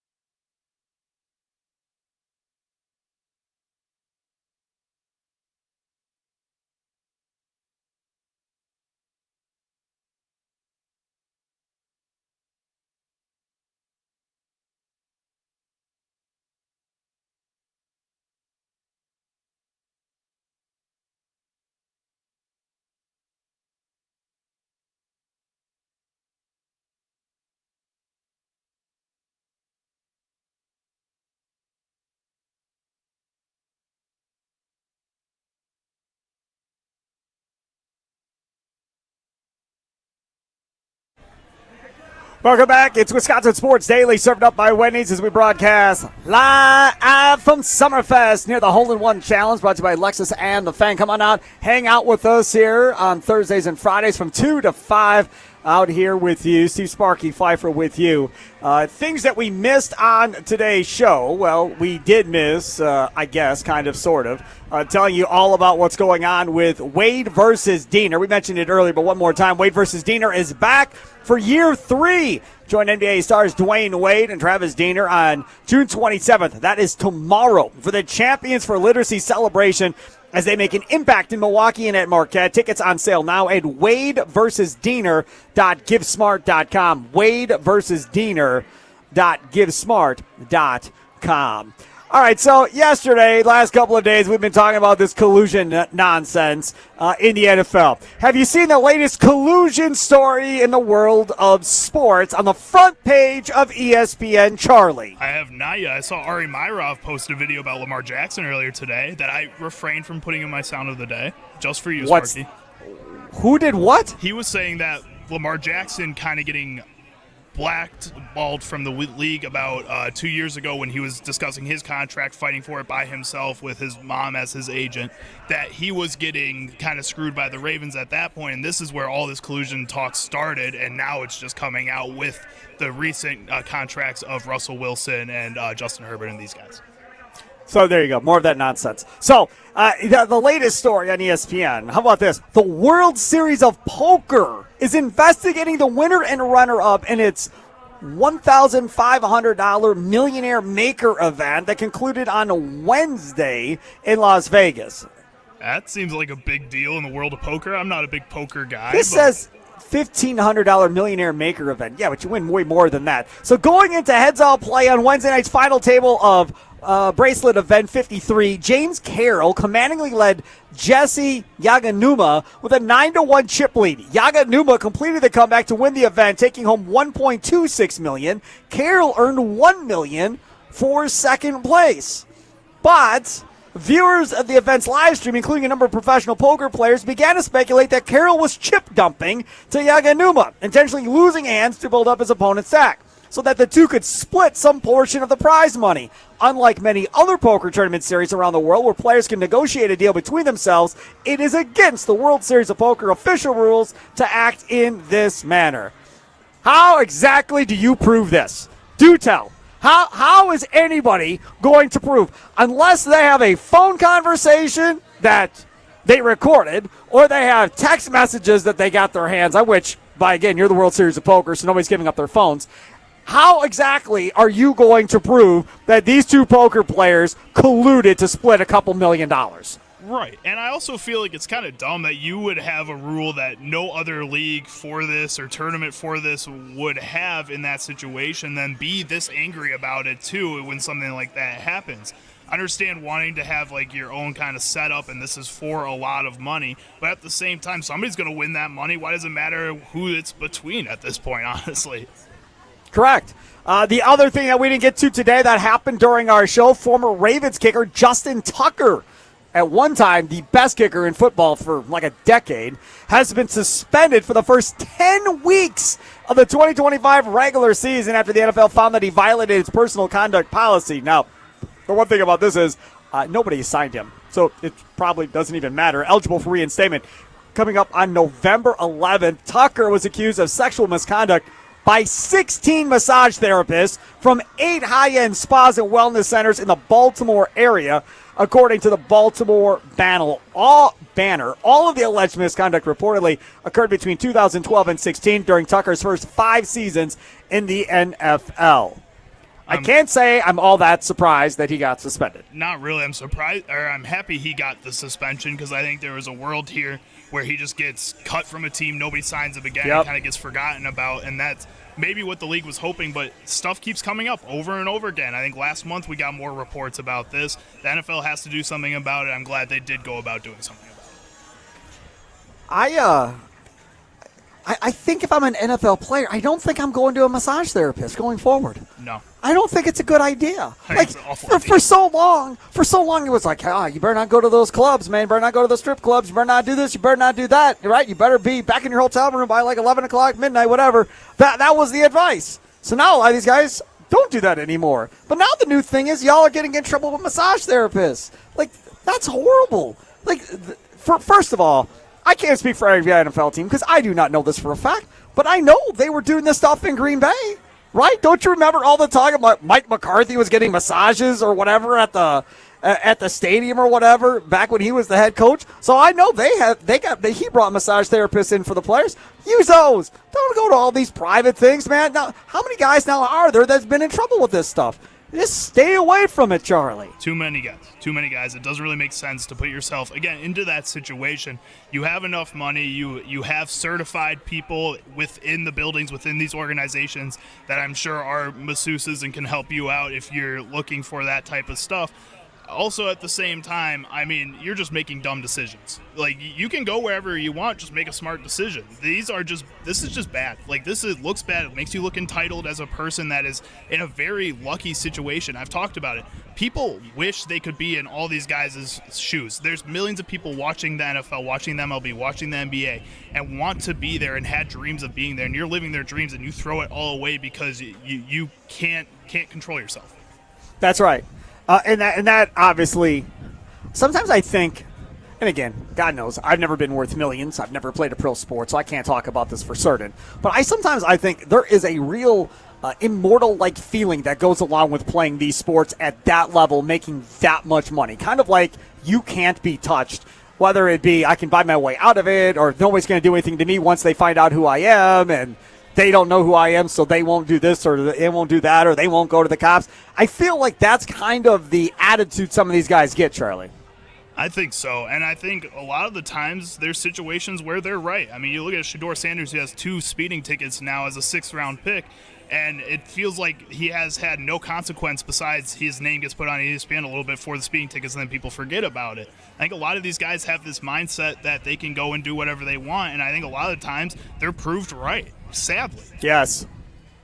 A lot of times they're proved correctly. Guys look the other way, law enforcement looks the other way, whatever the case may be. There's a piece on ESPN that I wanted to get to today, and we never got to it. They have a piece by Aaron Schatz. Remember, we've talked about one of his other articles, talking about one last offseason move for every team. And for the Packers, it's the obvious one, right? Extend Zach Tom. The one thing that I found entertaining in all of this is, in this, he writes that, and the Packers drafted a potential replacement for Rasheed Walker and Anthony Belton. What? I haven't heard anybody bring up Anthony Belton as a future left tackle for this football team. In fact, I've not heard one person bring up Belton as a future left tackle for this football team. But I also feel like it's not unreasonable for people it's unreasonable. to bring that up. Have you seen him play? That dude ain't playing left tackle in the National Football League. He might play right tackle, but if I had to put money on it, that dude is going to be a guard for the Green Bay Packers. Well, but also Matt LaFleur and all these guys love saying that they love the versatile players, that nobody's locked into one position.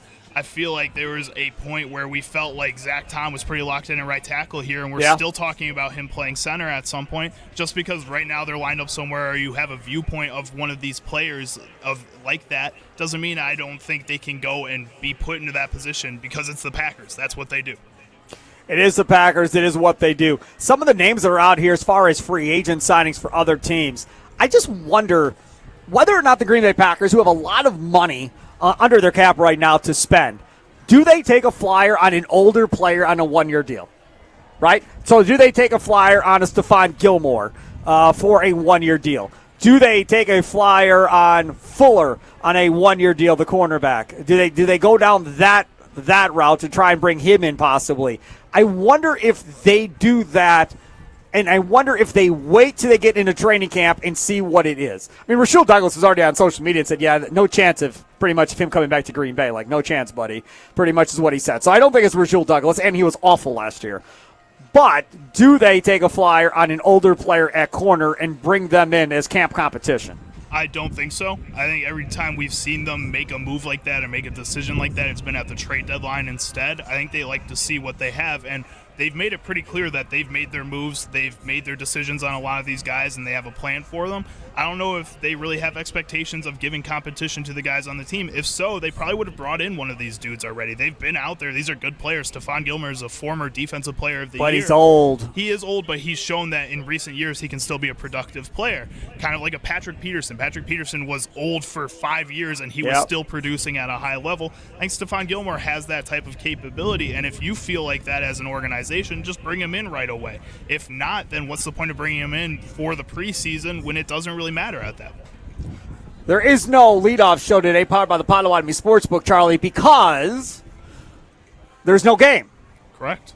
Do you remember you and I had the conversation, Tommy Wirtz, about Brock Wilken. Brock Wilken is had a huge month of May, was on his way, showing all kinds of power, showing that guy that everybody thought he could be. Remember that? I do remember that. That was fun. And then remember we talked about last week, I think it was last Friday was the story or whatever, that Brock Wilken got hurt celebrating the Biloxi Shuckers winning the first half championship, sliding around or whatever after they won the championship. You remember that story? I do remember that. That was and remember, right? And we didn't know what it was. They just said his knee swelled up, but we didn't really know what the deal was. Well, we know now. Todd Rosiak has the story. Have you seen the story, Charlie? I have seen the story. I was pretty saddened. Why didn't you tell me that? Brock Wilkins. I mentioned it earlier. I didn't hear it. Brock Wilkins' resurgence season has been put on hold for now. The 23-year-old third baseman, ranked in the Brewers' 15th best prospect, will be sidelined. Wait for it. Now, again, this is celebrating a first half championship. Will be sidelined 8 to 10 weeks. I would like to as he recovers from a dislocated left patella. He got hurt celebrating. He's out 8 to 10 weeks. He got hit in the face with a baseball last year on a pitch. That's horrible luck. And now this. Do we call him Garrett Mitchell Jr.? Is that the new nickname for Brock Wilken? Don't put that evil on him, Sparky. That's my not okay. God. You can't do that. I think. Come on. They need somebody with some power at third base. He was going to be the guy, and now he's out 8 to 10 weeks for the Brewers. Horrible. The reason it's an 8 to 10 week recovery, because this is an Brock injury that Wilken. normally wouldn't have that 8 to 10 week recovery process if he had surgery. They're going with a non-surgery approach to the recovery of this, and I think that's probably the smart decision. Yes, you wanted to hopefully maybe see him at the major league level at some point within the end of this season or next season, the beginning of next season. But like we talked about earlier, the Brewers have other options. This is sad. You really don't want to see this happen to a guy, especially in such an unfortunate situation. At the same time, I think they don't have other options. That's a lie. They have nobody else with any power ready to play third base. There's nobody close. He was the only option. I know he was hitting 230, and man had 18 home runs already. He was the only option between now and the end of the year. Batante's not ready.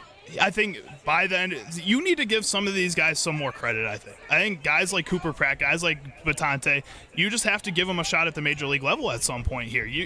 They're going to be better and give you more power than what you're getting from Joey Ortiz or Caleb Durbin at this point.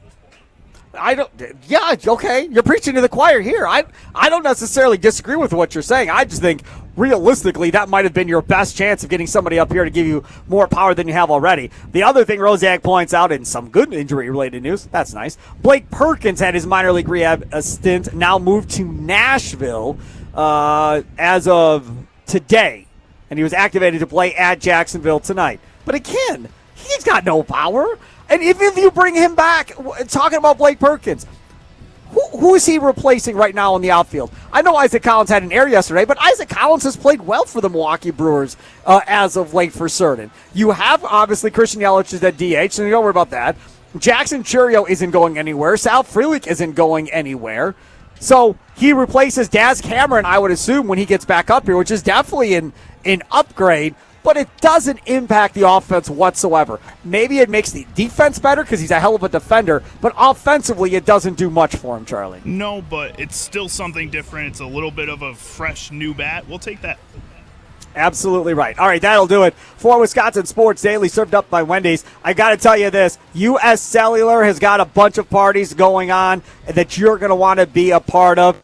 It is something that you want to be a part of. It's Us Days. It's going on this year. They're exclusive events to celebrate loyal customers with unique offers. This includes big discounts on new phones and tablets, plus other giveaways and events like parking lot parties. Some of these parking lot parties are going to have like food trucks, DJs, all kinds of fun stuff going on. This is going until July 16th. Go to their website, find out the nearest local event to you. UsCellularParty.com. UsCellularParty.com. Make sure to take advantage of it. And again, if you can't get to one of those events, stop into one of the stores and see what they can do for you during Us Days going on right now up until July 16th. I've had U.S. Cellular for 10, 12, 15 years. It's been a long time. Everybody in my family's on it. Kay's mom's on it. Everybody's on it. Take advantage of it. U.S. Cellular is definitely the way to go. that'll do it for Wisconsin Sports Daily, served up by Wendy's as we broadcasted live from the 1250 AM and 105.7 FM The Fan Studios, powered by the Potawatomi Sportsbook out here at Summerfest at the Hole in One Challenge. JR Sport Brief up next here on The Fan.